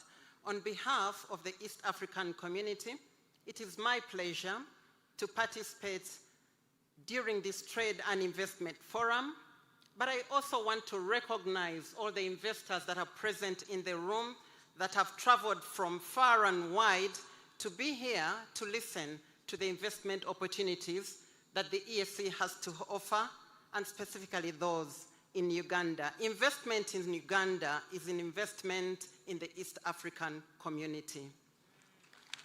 The treaty establishing the East African community is categorical in EAC being a single investment destination and one that is attractive and conducive for business and environment. Your Excellency, since yesterday and this morning, we have heard from various speakers highlighting investment projects that are available within Uganda and the EAC, and allow me to highlight some of the policies, the strategies that have been put in place to ensure the EAC is an attractive destination. And using the business language, I should perhaps start with highlighting some of the key performance indicators. The first one, the EAC has been recognized by the African Union as the most integrated bloc. This has been possible because of the highest level of political ownership. The EAC prides itself in a very, very high level political ownership process, right from our summit, the Council of Ministers, coordination committees, and the various technical committees that meet regularly to review the integration process, but most importantly to ensure that the region maintains a stable political, economic, and social environment that is conducive for business. We must pride ourselves in this, and I would wish to commend His Excellency, the President of the Republic of Uganda, for leading these efforts. The EAC prides itself in flourishing platforms for engagement with the private sector through, among others, the East African Business Council. Through the EAC, the private sector has voice, and I think that's very, very important. It is one of the regional economic communities where the private sector interfaces with the political leadership to express the challenges that they face and to ensure that these challenges are addressed in real time. I think that's also critical and very, very important. Over the days, I've seen the political leadership here in Uganda engaging with investors, meeting them in person, listening. That is unique about the ESC. I would also want to highlight some of the policy, the legal and regulatory frameworks that exist, and this is for the benefit of our investors. The ESC is currently implementing a customs union. It's also implementing a common market. Now, these are extremely important because we have a common external policy, a common external tariff. There are no tariffs while trading within the community. We have harmonized rules of origin. We have strategies for export promotion, free export zones, some of which you've already had. But fundamentally, the cost and time it takes to do business in the ESC has been substantially reduced. We have about 13 one-stop border posts. We have a common customs system and infrastructure that ensures that it takes a matter of minutes to process goods through any customs border within the ESC. For a distance of about 1,200 kilometers from Mombasa inland to countries that are landlocked, prior to the framework in place, it took almost 30 days. Now it takes between 3 to 4 days and reducing further. I want to assure you that the ESC is open for business, that the Secretariat stands ready to provide you with the support that you need to engage directly with the countries to ensure that you have access to the technical resources that you need to be able to take the investment decisions. At the Secretariat, we provide information and data on trends through our ESC trade report that is produced annually. It is broken down by sector. We also have strategies for promotion of regional value chains in some of the sectors that have been mentioned, such as pharmaceuticals, agribusiness, automotives, transport and logistics, and many others. We have harmonized standards for over 2,000 projects, and these enjoy mutual recognition across the country. So if you produce in Uganda, your goods can be sold in any of the markets within the ESC using the same standard. You don't have to change manufacturing processes to meet a certain market. There are regional projects that are in place for which investments are being made by the different countries to ensure connectivity of the region. Excellency, I could go on and on and on. However, I wish to reiterate that the ESC is the best region for which your investment will deliver the best return. We invite you, and as the Secretariat, we remain committed to be able to support you. Thank you very much. It's a pleasure to be here, and we wish you fruitful engagements and discussions. We are on standby to provide the services that you need during the course of these days. Thank you very much. Excellency, thank you.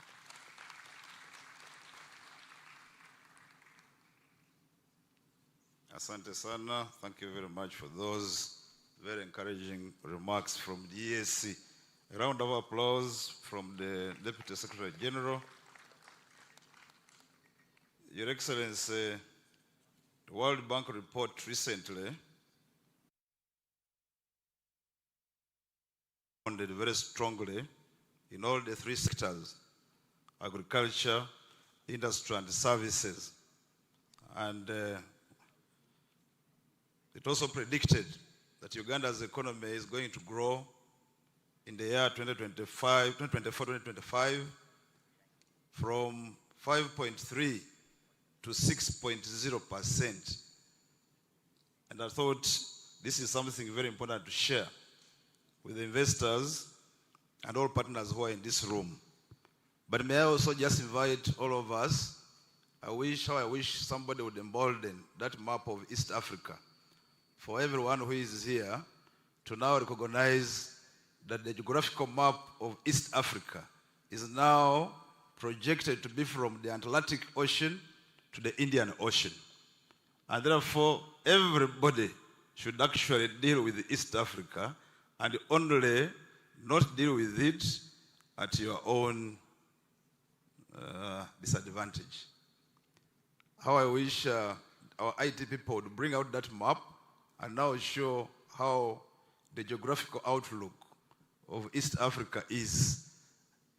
We stretch all the way from one ocean across to another ocean. It's no longer dealing with 300 people. We are talking about 450 million people, as long as we conclude admission of Somalia. Your Excellency, we are hosting this event on the sidelines of NAM and G77 plus China, but participants here in this room are not only those who belong to NAM and G77 plus China. We also have other partners who are here with us. And particularly, I'd like to recognize the head of European Union delegation, who is here with us. Although European Union is not part of the NAM and G77, and we just request him to step forward and say a few remarks. Thank you.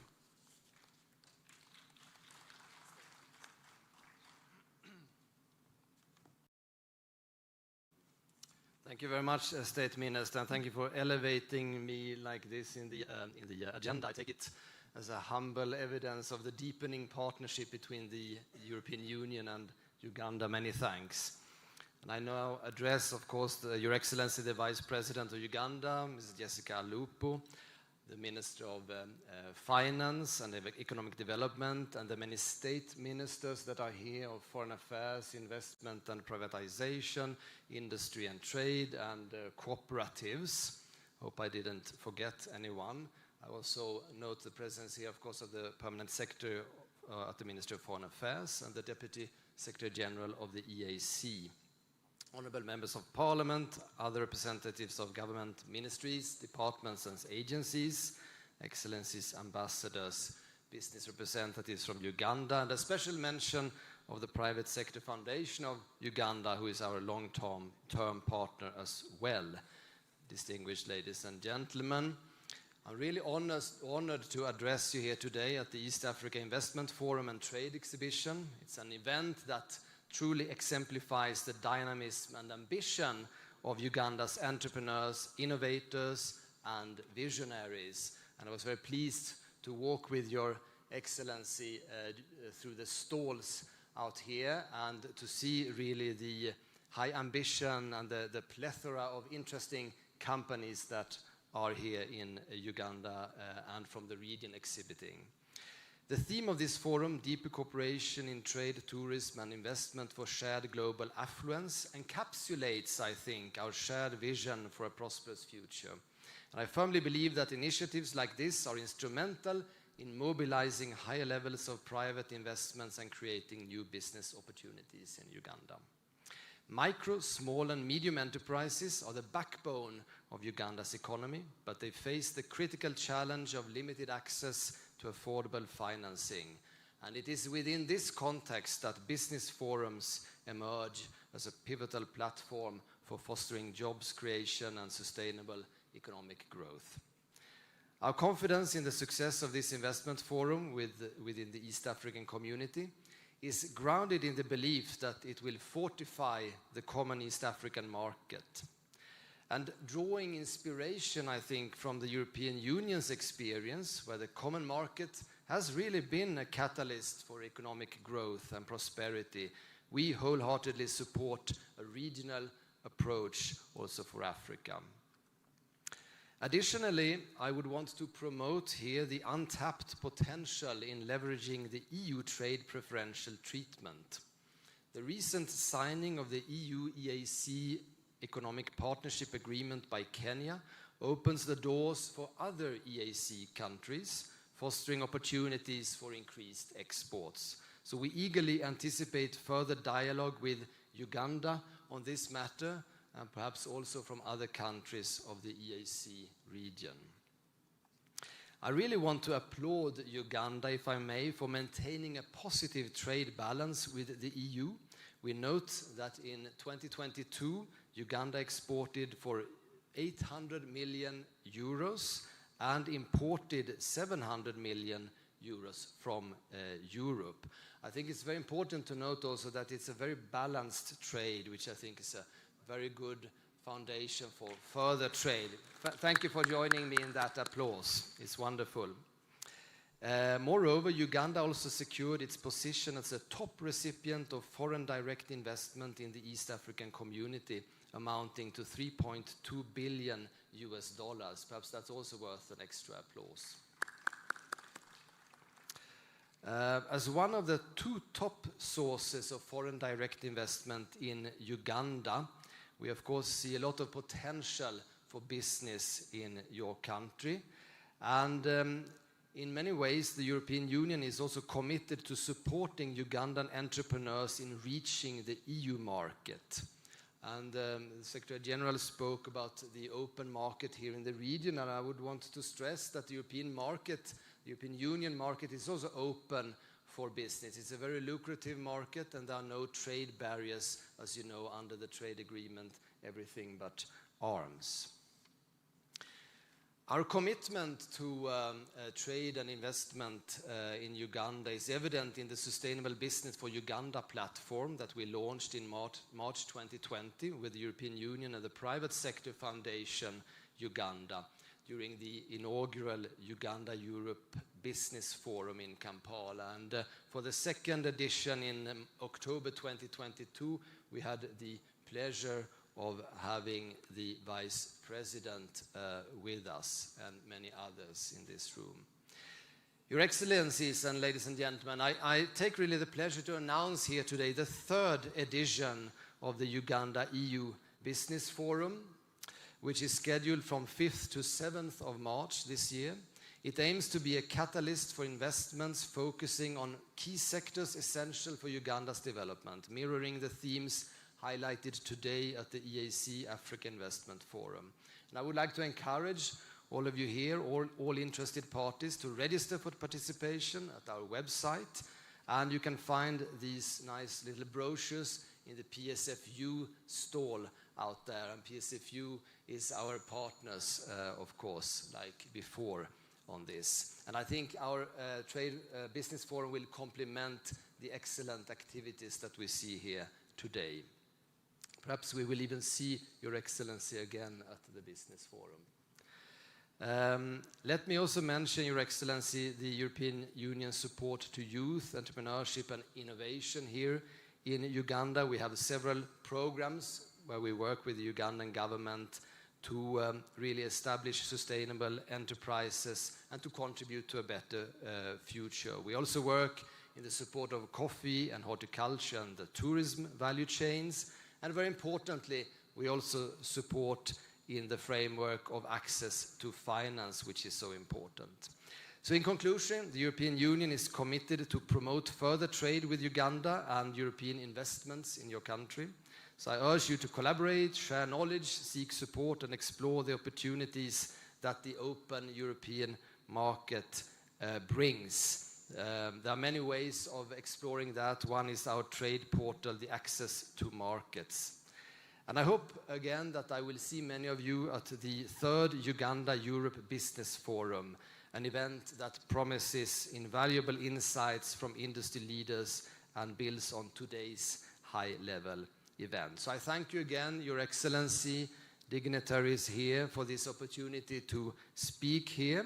And I wish you good luck with this event and, of course, also with the very important NAM and G77 summits, which is a huge endeavor from the Ugandan government. Congratulations to that and good luck.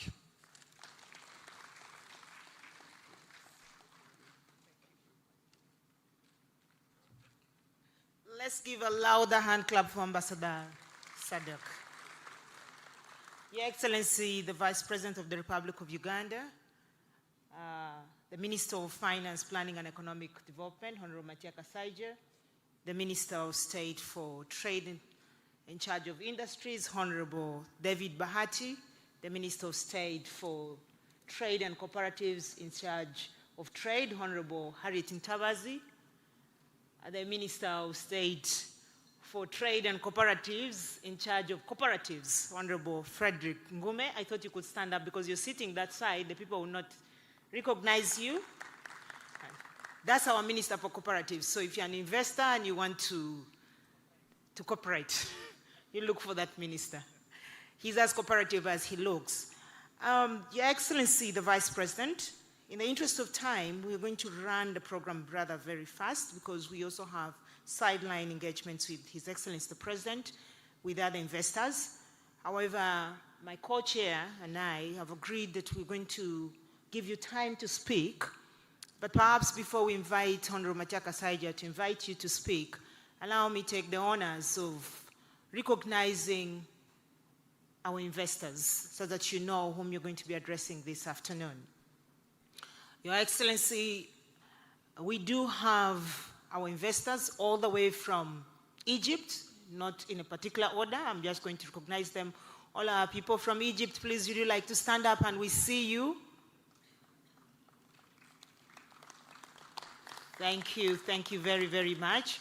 We also do have, I know that they are supposed to go to the sidelines, perhaps they've already run there. Honorable Nusrat Peru, you led the delegation from Turkey, or Turkey. Would you like to stand up with your delegation? Thank you very, very much.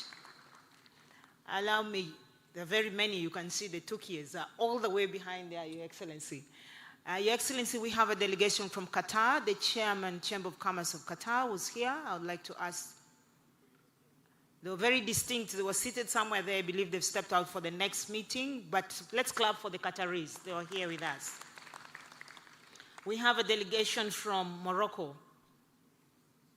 Moroccans, thank you very, very much. Your Excellency, why we're doing this is because our President told us that we should build allies with those who we should build cooperations and look for allies who are ready to help us to develop our country and our economy.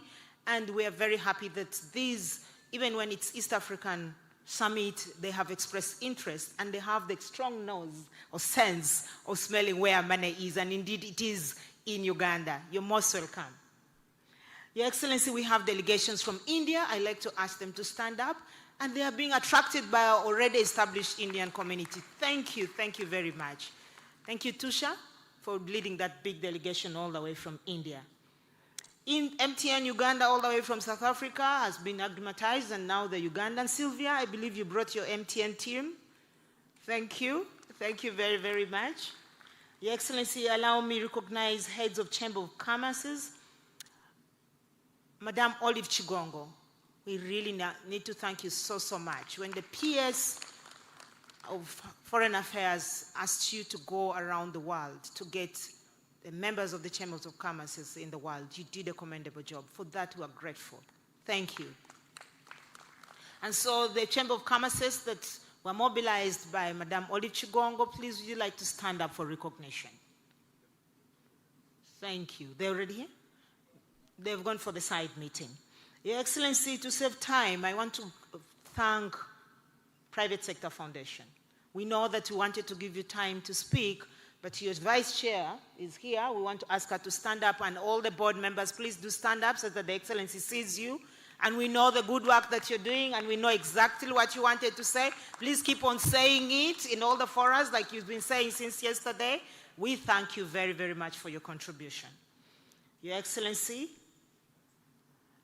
I now want to take the opportunity to also recognize the Ugandan investors who are here. Domestic investors, please stand up. B2B has been happening, and all the Ugandan investors who have been doing exhibition, please stand up. Let us clap for our exhibitors. We thank you very, very much.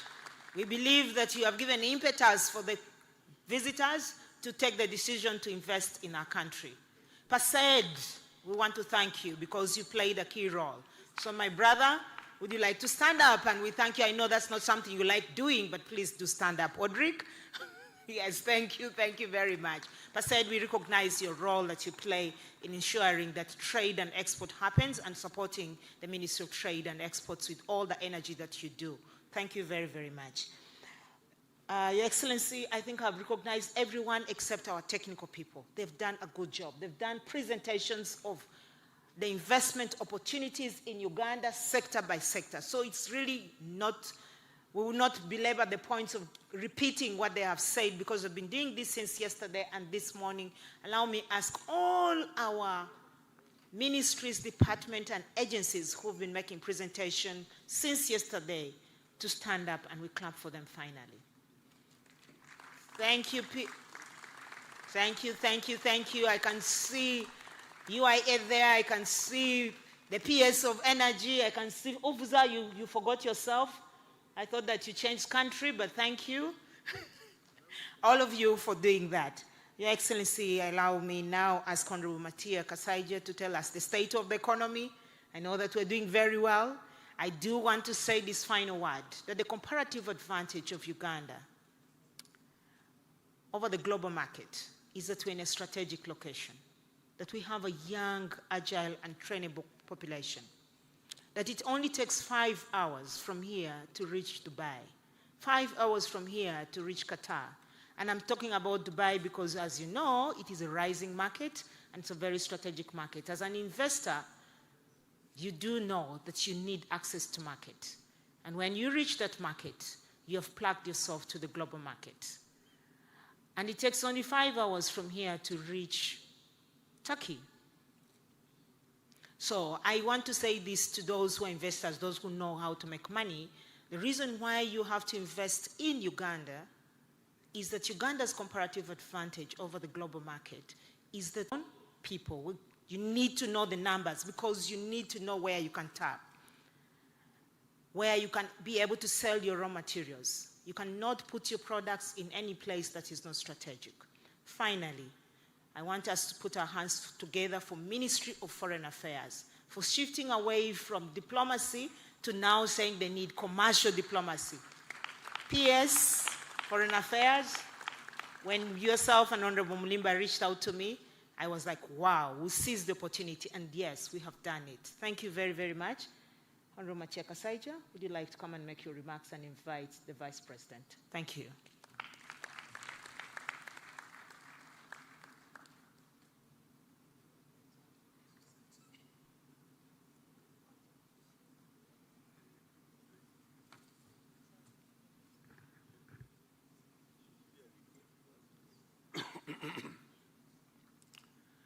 Your Excellency, the Vice President of Uganda,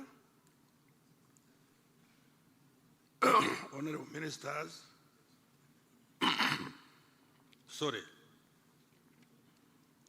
Your Excellencies, the Ambassadors, distinguished investors, both foreign and local, ladies and gentlemen, I will cut short the protocol. All of you, I recognize you in your various capacities. Let me extend a warm welcome to the esteemed investor community for participating in the East African Trade and Investment Forum. I also salute and congratulate His Excellency the President of the Republic of Uganda for hosting the Trade and Investment Summit on the sidelines of the 19th Non-Alignment Movement and the G77, including China. Despite several shocks that have stretched global economic flows, including the COVID-19 pandemic, the war in Ukraine, floods caused by environmental constraints, Uganda has managed to navigate through these economic headwinds.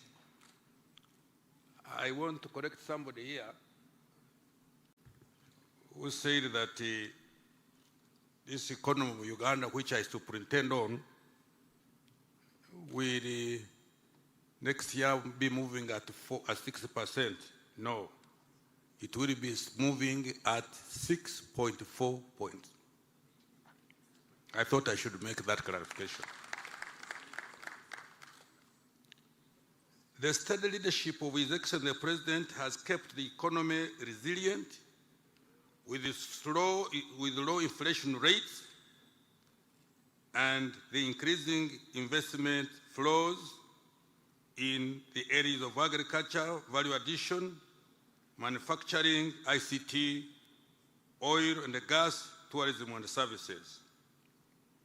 Our distinguished investors, the government has undertaken significant reforms to streamline processes, reduce bureaucratic hurdles, and improve the general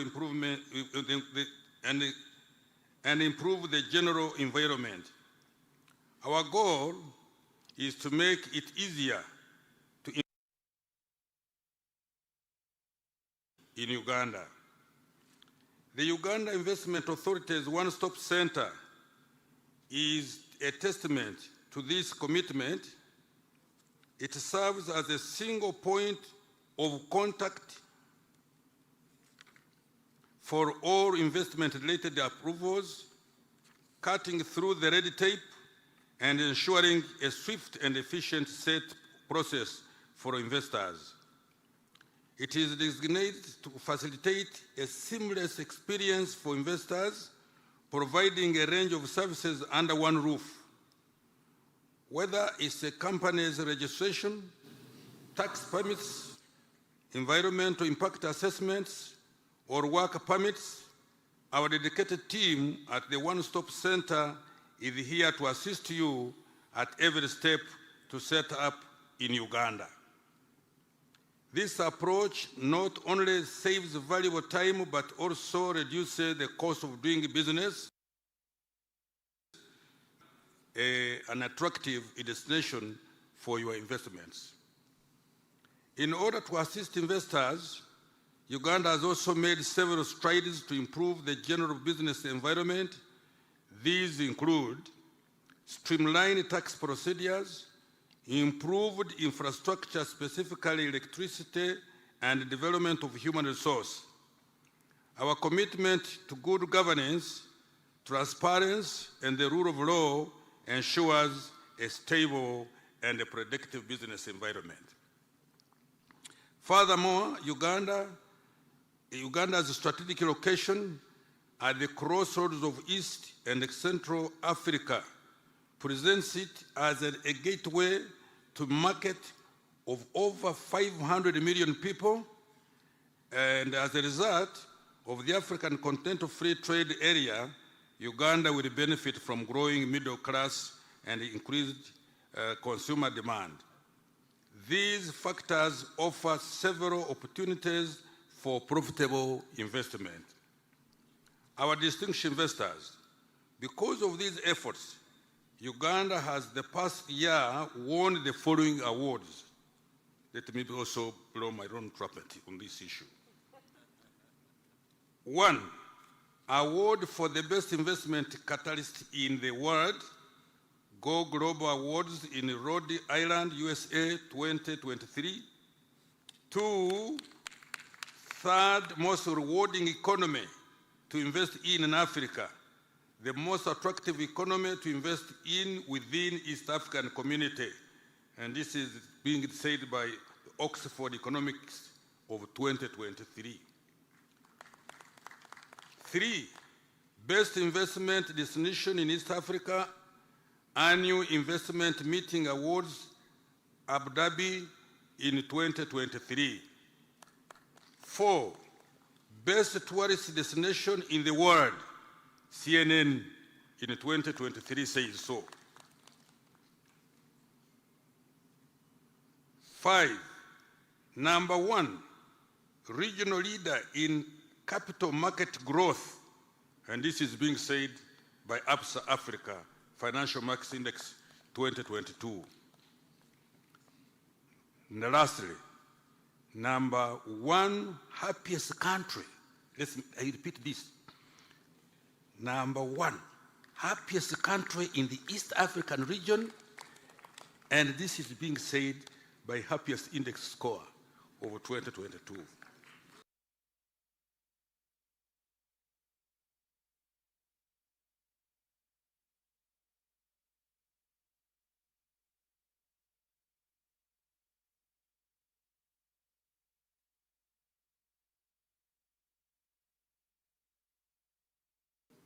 Is growing. You know, one time I think I was either I was at a press conference or something, and I said, it's moving like this. The only problem, COVID came. And when it came, the plane started descending a little bit, but I want to tell you now,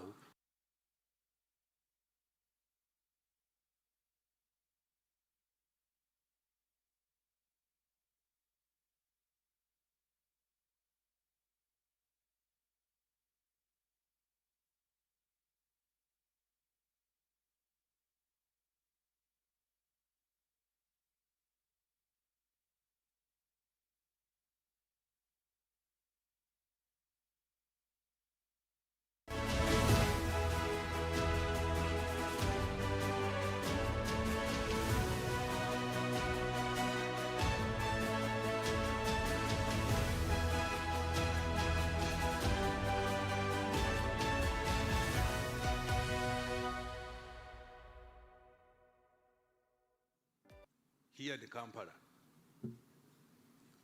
it moves from the temperatures. It moves from 18, 19, 20, and then when the sun opens up, it goes to 24. When the sun goes down, it comes down again to 18, 20. From January to January. For us, we don't know winter, although we have snow, by the way, up the mountains. But in the lowlands, we don't know winter, we don't know summer. It is in there all the year around. It's a beautiful country. I'm not blowing up out my trumpet, but those of you who are doubting Thomas's, you come and take a sample. Stay here for 2-3 weeks, you will see what I'm talking about. Now I conclude. I extend a warm invitation to all investors to explore the vast potential that Uganda offers. The government, alongside the Uganda Investment Authority, is committed to providing this necessary support and increasing an enabling environment for your businesses to thrive. Together, let us embark on a journey of shared prosperity, mutual growth, and a brighter future for Uganda. Thank you, and we look forward to fruitful discussions and collaborations at the East African Trade and Investment Forum. Now, it's my pleasure to invite you, Your Excellency, to come and address this distinguished gathering. Thank you.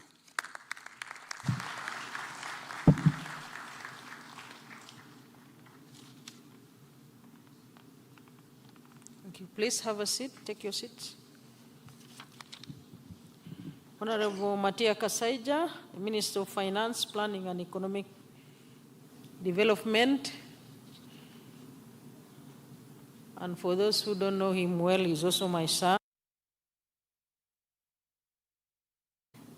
The Honorable Ruth Nankabirwa, though she has just left, the Minister of Energy and Mineral Development. The Honorable David Bahati, Minister of State for Industry. Honorable Harriet Ntabazi, Minister of State for Trade. Honorable Evelyn Anite, Minister of State for Investment and Privatization. And the mood is that the members of the forum know all the ministers. That's why when I mention their names, they just smile and you know who they are. I thought that they would be waving at you when I mention their names. The Honorable John Mulimba has been speaking, Minister of State for Regional Affairs. Ms. Annette Semuamba Mutawe, the Deputy Secretary General of the East African Community, Your Excellency, Jan Sadek, the EU Ambassador to Uganda, heads of diplomatic missions and ambassadors and high commissioners, Ms. Elsie Atufwa, the UNDP resident representative in Uganda, permanent secretaries and heads of government agencies present, distinguished visiting business delegations, captains of industry, ladies and gentlemen. Let me wish all of you a Happy New Year 2024. Though I met the Chinese delegation in my office 3 days ago, and they told me that they are still expecting the new year, the new Chinese year. But largely, they also welcome the new year 2024. I would like to thank the leaders who have just spoken and associate myself with their messages. Particularly allow me to thank the UN presented here by Ms. Elsie Atufwa, who made very kind regards and very kind. Thank you very much for appreciating Uganda. And also, I would like you to know that as government, we appreciate the government that the UN family is implementing collaboratively with ministries, departments, and agencies of government. I would also like the EU ambassador to Uganda to know that we as government appreciate the warm relationship between our government and the EU, but most importantly, the programs that we are implementing together for the good of the people of Uganda. Ladies and gentlemen, I am here to present to you a message of His Excellency General Yoweri Kaguta Museveni, the President of the Republic of Uganda, who is unable to be physically here because of the so many commitments you are aware about, and therefore he requested that the minister and the ministers and all of you receive his message, which he asked me to present to you. The President of Uganda, I am sure you are going to miss him physically, because if he was here, he would present his message the African way. And you would enjoy it much more than the way I'm going to present it. But I'm going to try my level best to mention words the way he has written. But you also know that our president is a champion of integration in the African Union. In the African Union, each president is named a champion in light of what he's passionate about. And the presidents of Africa decided that because our president is passionate about bringing people together, ensuring that humanity is treated equally, regardless of the boundaries, he was named the champion of integration. And therefore, for the guests who have come to participate in this forum, in the NAM, in the G77 and China, be assured of the warm reception throughout your stay here, because our president has taught that all the people in the world, regardless of the race, regardless of the religion, regardless of the color, regardless of the gender, are the same and are brothers. So you are very much warmly welcome to Uganda. And as my minister said, stay longer, because you are one with the people of Uganda. His Excellency, the President sent you very warm regards.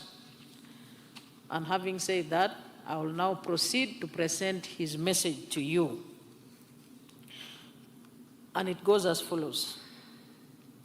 On behalf of the government of Uganda and on my own behalf, allow me to extend a warm welcome to our esteemed business community. This summit demonstrates Uganda's commitment to private sector development and a renewed focus to increase the promotion of Uganda's abundant investment potential. Additionally, it strengthens the partnership between the Uganda business community and foreign investors. The business community and investors of the East African member states should seize this opportunity to collaborate with foreign investors in order to optimize value addition, expand partnerships that enhance technology, skills transfer, financing, promote standards, and further deepen access to the global market. Our philosophy is to provide a one-stop center to investors across all government services, ease the government business environment, and reduce the cost of doing business in Uganda. This service is available at Uganda Investment Authority. Ladies and gentlemen, today we are discussing a very topical subject, the future of East African regional trade and investment relations with the NAM and G77 plus China member states. Trade and investment are the bedrock for economic relations between economies, and thus a strong foundation for mutual prosperity. It is this tool that enables countries to create wealth and thus drive development. In his treatise entitled The Wealth of Nations, Adam Smith emphasized the importance of specialization and exchange.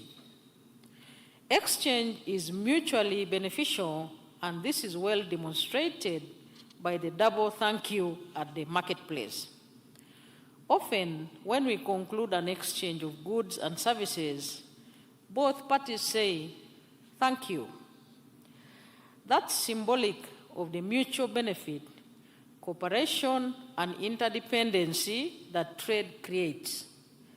We genuinely thank each other for having made each of us better off. We must work harder to harness trade and investment among Africans and our close allies. The African continent is full of natural resources which offer the potential for prosperity. With technology and innovation, these resources should be used to produce high-value goods that we are currently importing from the Western countries and the Far East.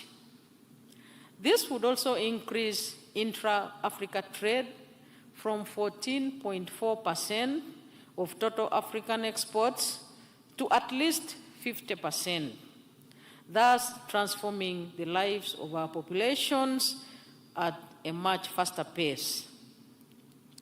Ladies and gentlemen, with support from our comrades in the non-aligned member states, this transformation is within our reach.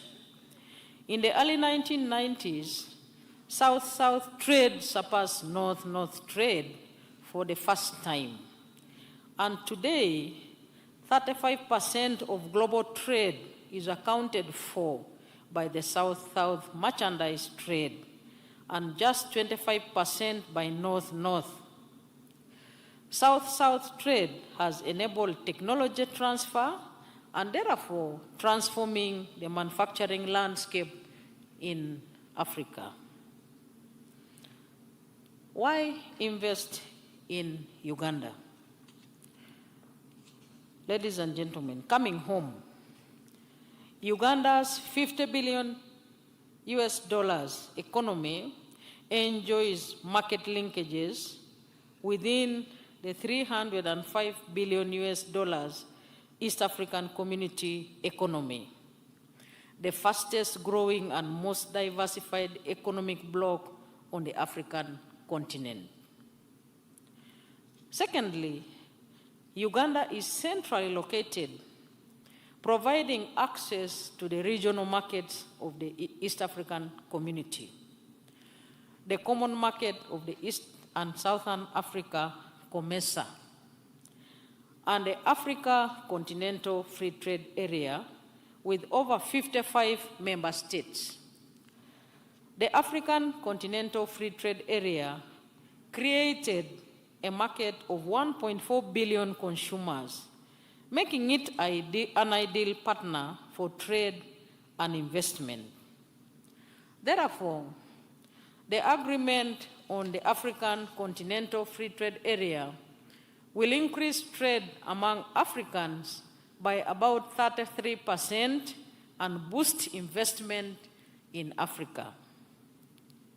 Although starting from a very low base, Uganda has maintained a relatively stable and robust economic growth rate over the years and at an average of about 6.2% in the past 37 years. Uganda's GDP per capita now stands at US dollars 1,100. That is fast rising and thus promising a sustainable market for local production and fast-moving consumer goods and services, making the country highly rewarding for foreign direct investment. On account of prudent macroeconomic management, Uganda continues to enjoy a stable macroeconomic environment characterized by low inflation, now at 2.6%, stable currency, and high sustained growth. Uganda's economic outlook is very optimistic. This is mainly because of the consistent support to the private sector through supportive policies that create a business-friendly environment. Uganda is part of the East African Community, which has a population of over 300 million, with a combined GDP of US dollars 305 billion. This offers a large market for exports within the region and a growing middle class. Uganda is a bilateral economy. Uganda is a liberal economy with open trade policies and a liberal investment regime, and all sectors are open for investment. The country allows free movement of exports and imports and free movement of capital with unrestricted transfer of dividends.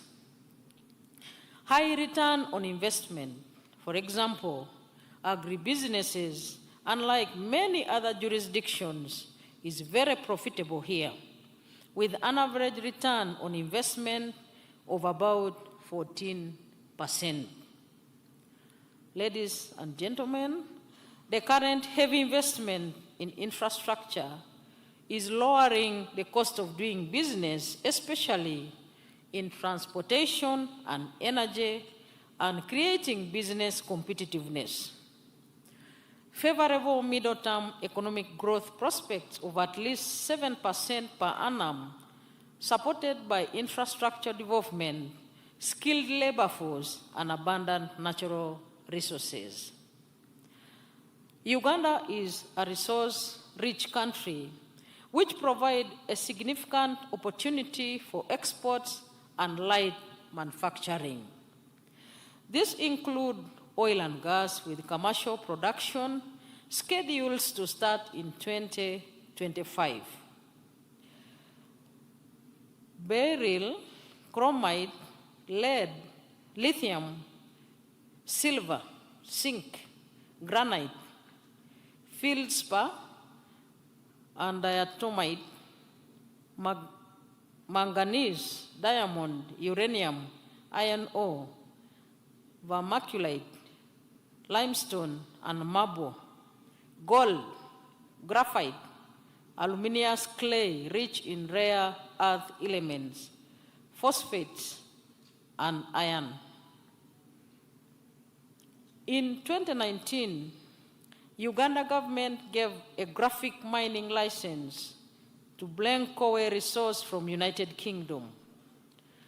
Graphite is a new material for making electric car batteries, thermal sheets, and steel foundries, flame retardants, and seals, lubricants, and friction materials, etc.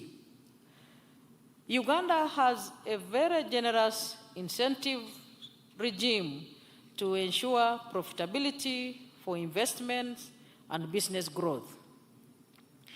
This includes, among others, free land, service industrial parks and manufacturing zones, available and cheap electricity to manufacturers, good transport network, tax holidays for those adding value to our raw materials and creating jobs, plus other financial initiatives.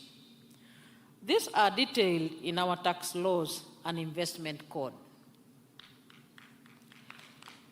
Uganda has gained competitiveness in recent years in a number of tradable goods, including animal products such as beef and milk, agricultural products, especially coffee, tea, fish, sugar, fresh and processed food, and industrial products such as cement, iron and steel products, light manufactured goods, etc. Market access opportunities. Uganda has negotiated quota-free and tariff-free access to regional and global markets for investors to exploit. For instance, the following key markets are readily available. Firstly, the East African community with a population of over 300 million. Second, the common market of East Africa, of East and Southern Africa, COMESA, with a population of over the Africa Continental Free Trade Area with a population of 1.4 billion people. Fourthly, Uganda has an everything.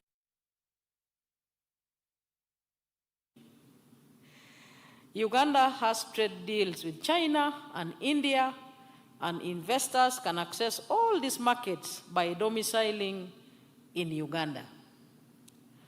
Uganda has an excellent working and living environment. It is rated as the third most welcoming country in the world and the fourth best country in the world to visit. Uganda offers the lowest cost of living with excellent housing. Its fast-growing workforce and flexible labor regulations provides a key advantage for companies investing in labor-intensive operations. Uganda is the most open economy to foreign direct investment. There are no restrictions on ownership of investments, movement of capital, or foreign exchange.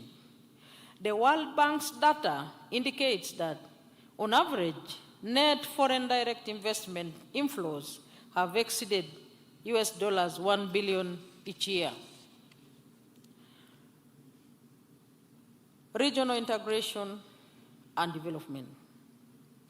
To expand regional trade and support regional development, Uganda is undertaking joint projects with DRC, Congo, and Tanzania on the oil pipeline, and implementing interventions to reduce transportation costs and improve the border infrastructure to facilitate trade and financial services across the region. Security of investments. Uganda is a beacon of security in the region, and investors can be sure that they will be safe in Uganda and their property is secure. Should clap for that, my son Matia Kasaiji. Uganda has enjoyed political stability for nearly 4 decades, and this provides certainty to investors. This has enabled uninterrupted business growth for a very long time. Therefore, the East Africa Trade and Investment Forum will be a platform for increased business engagements and a dialogue to enhance private sector investments and businesses in East Africa. It will also be instrumental in enhancing regional development, trade diversification of exports, and integrating African economies with the global economies. It is our pledge that the government of Uganda, through its agencies, will honor our commitments made at the East African Community Trade and Investment Forum and will continue to support its deliberations. Finally, I would like to inform you that Uganda is a well-endowed country.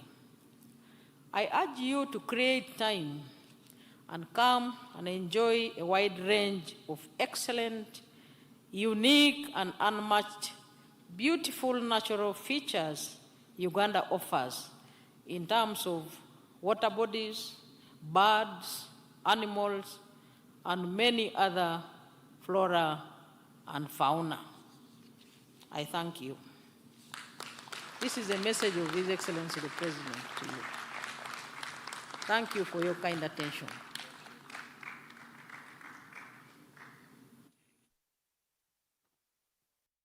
A round of applause to Her Excellency. Thank you very much for that very wonderful speech. Your Excellency, I would like to seek your indulgence to have one more activity before we conduct the national anthems. And that activity is to have a photo session. And this first session, we shall have 2 photo sessions, if you permit, Your Excellency. The first should be led by Private Sector Foundation, accompanied by ambassadors and high commissioners who mobilize these wonderful investors, accompanied by the ministers. That should be the first. If you permit, Your Excellency, I'll request the honorable ministers to accompany you, such that we have that memorable photo. So those categories of people, please accompany the Vice President. We have that photo. The second photo session will be the Vice President with investors.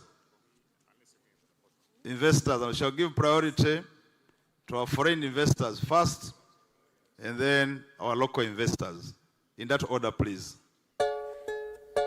Immediately thereafter, we request you, Your Excellency, to get back so that we conduct the national anthems. And departure will be at leisure for you, Your Excellency. And the rest of us should continue with the exhibition. We have 2 exhibition centers, one down, another one smart exhibition upstairs.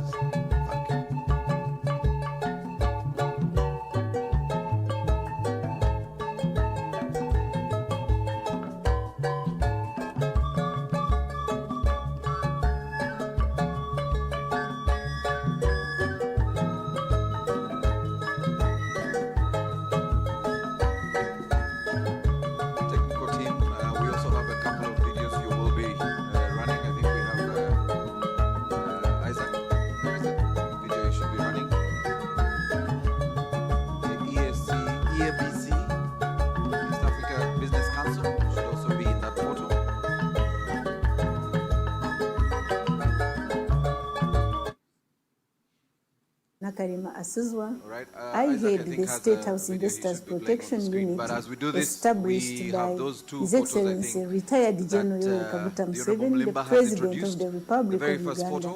and the Commander-in-Chief of the partners, Armed Forces. and I think the Uganda will be with our Electronic visiting Investors Protection delegation. Portal is a digital And platform finally, Your Excellency, that empowers. there is, My name is Kano Idifuna Karima Asizwa.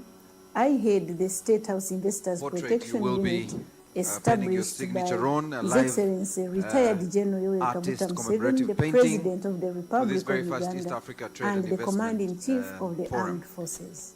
The Uganda Electronic Investors Protection Portal is a digital platform that empowers All right, investors the next, can we to invite get our visiting authentic delegations? information, Visiting delegations, make please. inquiries, Only the report, visiting delegations verify, will join and receive in this feedback. photo. The visiting The Electronic delegations. Investors Protection Portal Your Excellency, serves the all visiting delegations existing include a and delegation from prospective Turkey or investors. Turkey, a delegation from India, we have a delegation from Qatar, we have a delegation from the United Arab Emirates, we have a delegation from South Africa, we have a delegation from Morocco, we have a delegation from Algeria, a delegation from Tanzania, a delegation from Kenya, a delegation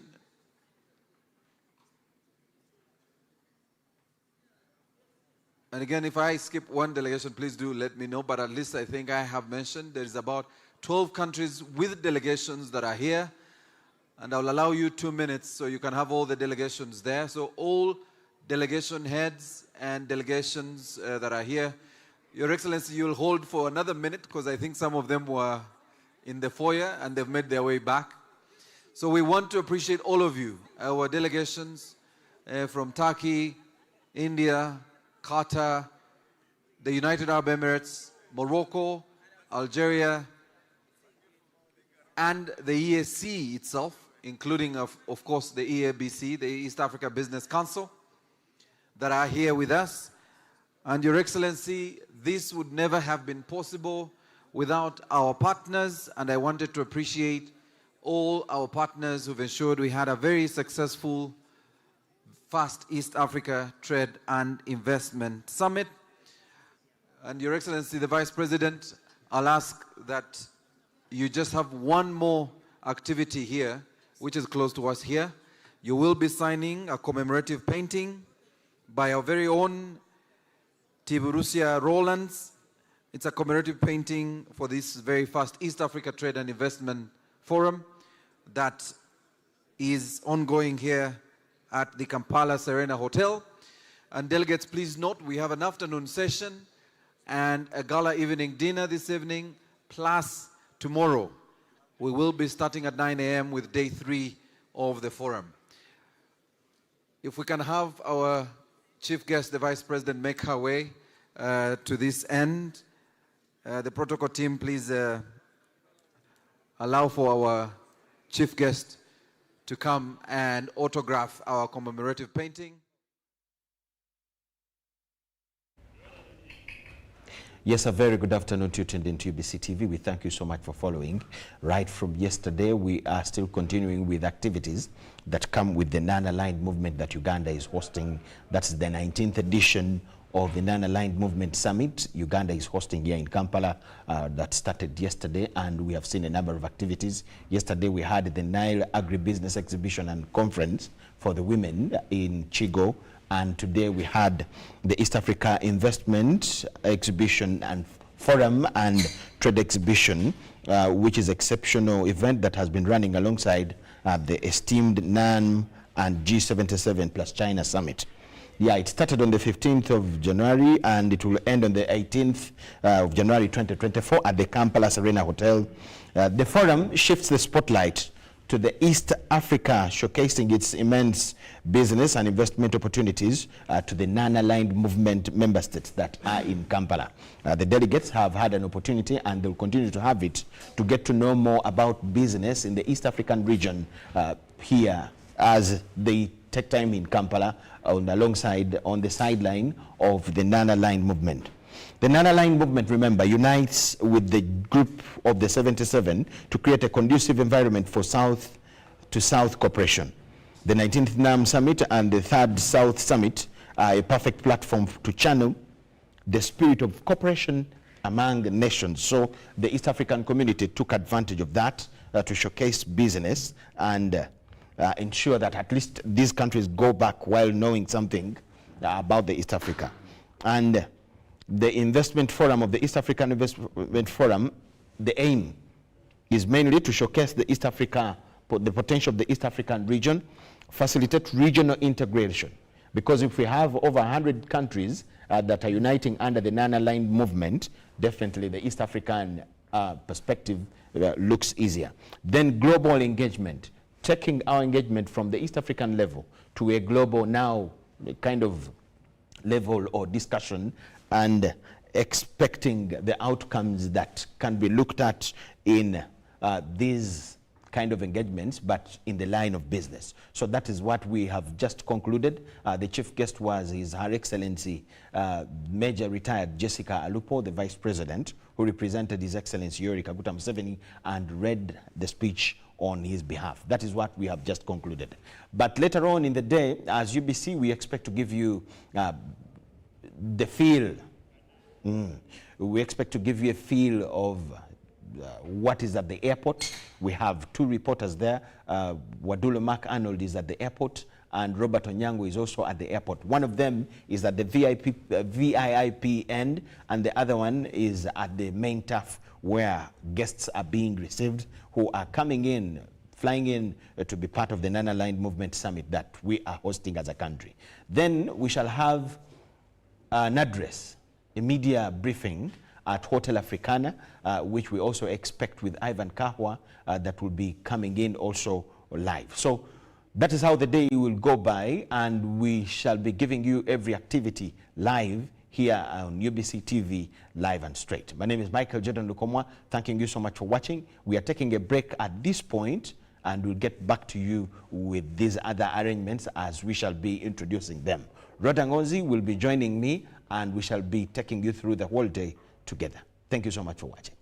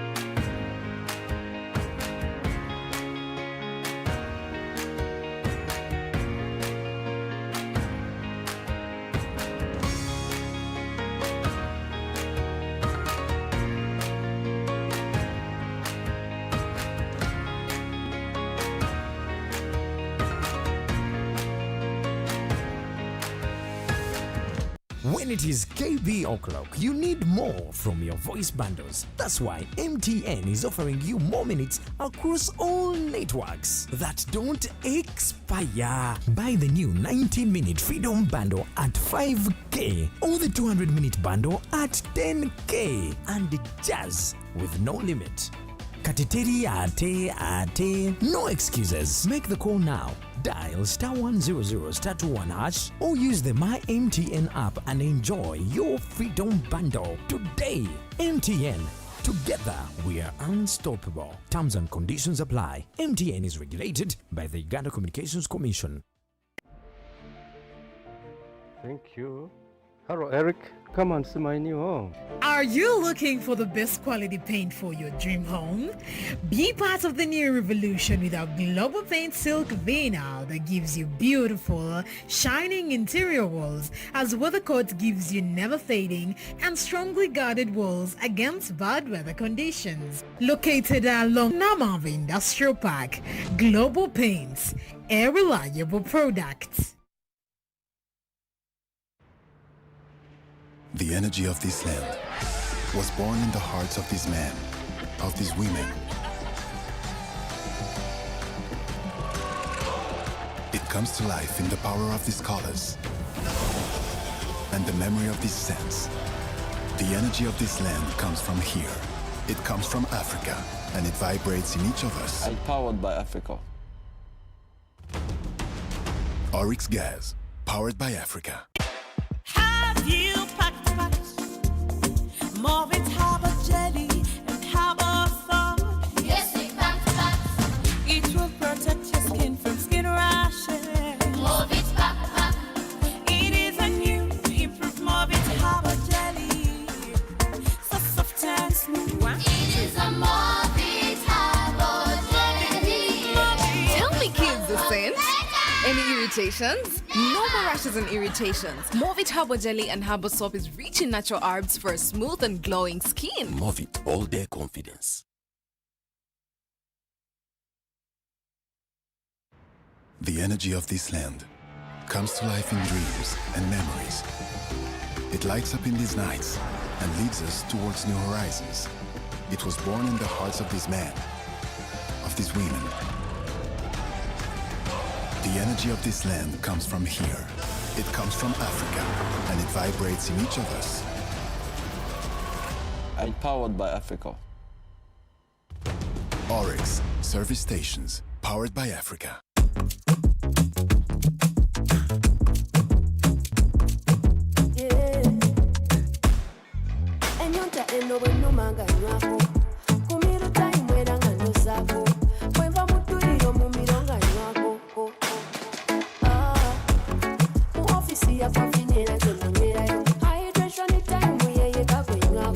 The only water that can quench my thirst. Aquafina, we are good. Aquafina, hydration that is good. With essential and good. Then never tell what I got to. Aquafina is my drinking water, my love. In the production process of Aquafina, we expertly filter every drop, providing clear and perfect tasting water to help you keep hydrated with the added benefit of minerals. Aquafina is bottled by Pepsi Cola International in Uganda and is available at only 1,000 shillings. The energy of this land comes to life in dreams and memories. It lights up in these nights and leads us to new horizons. It pushes us to go further and see bigger. The energy of this land comes from here. It comes from Africa, and it vibrates in each of us. And powered by Africa. Oryx Lubricants, powered by Africa. It's super fast internet. Oh, it's a super camera. It's a super battery. Phone battery full. Yeah, it's a super deal. Get the Capote Super from MTN now at a reduced initial deposit of only 49,000 shillings and pay the balance in Pola for as low as 833 shillings per day. Grab this Super Capote deal and get 2 GB of free MTN data every month for 8 months. Get the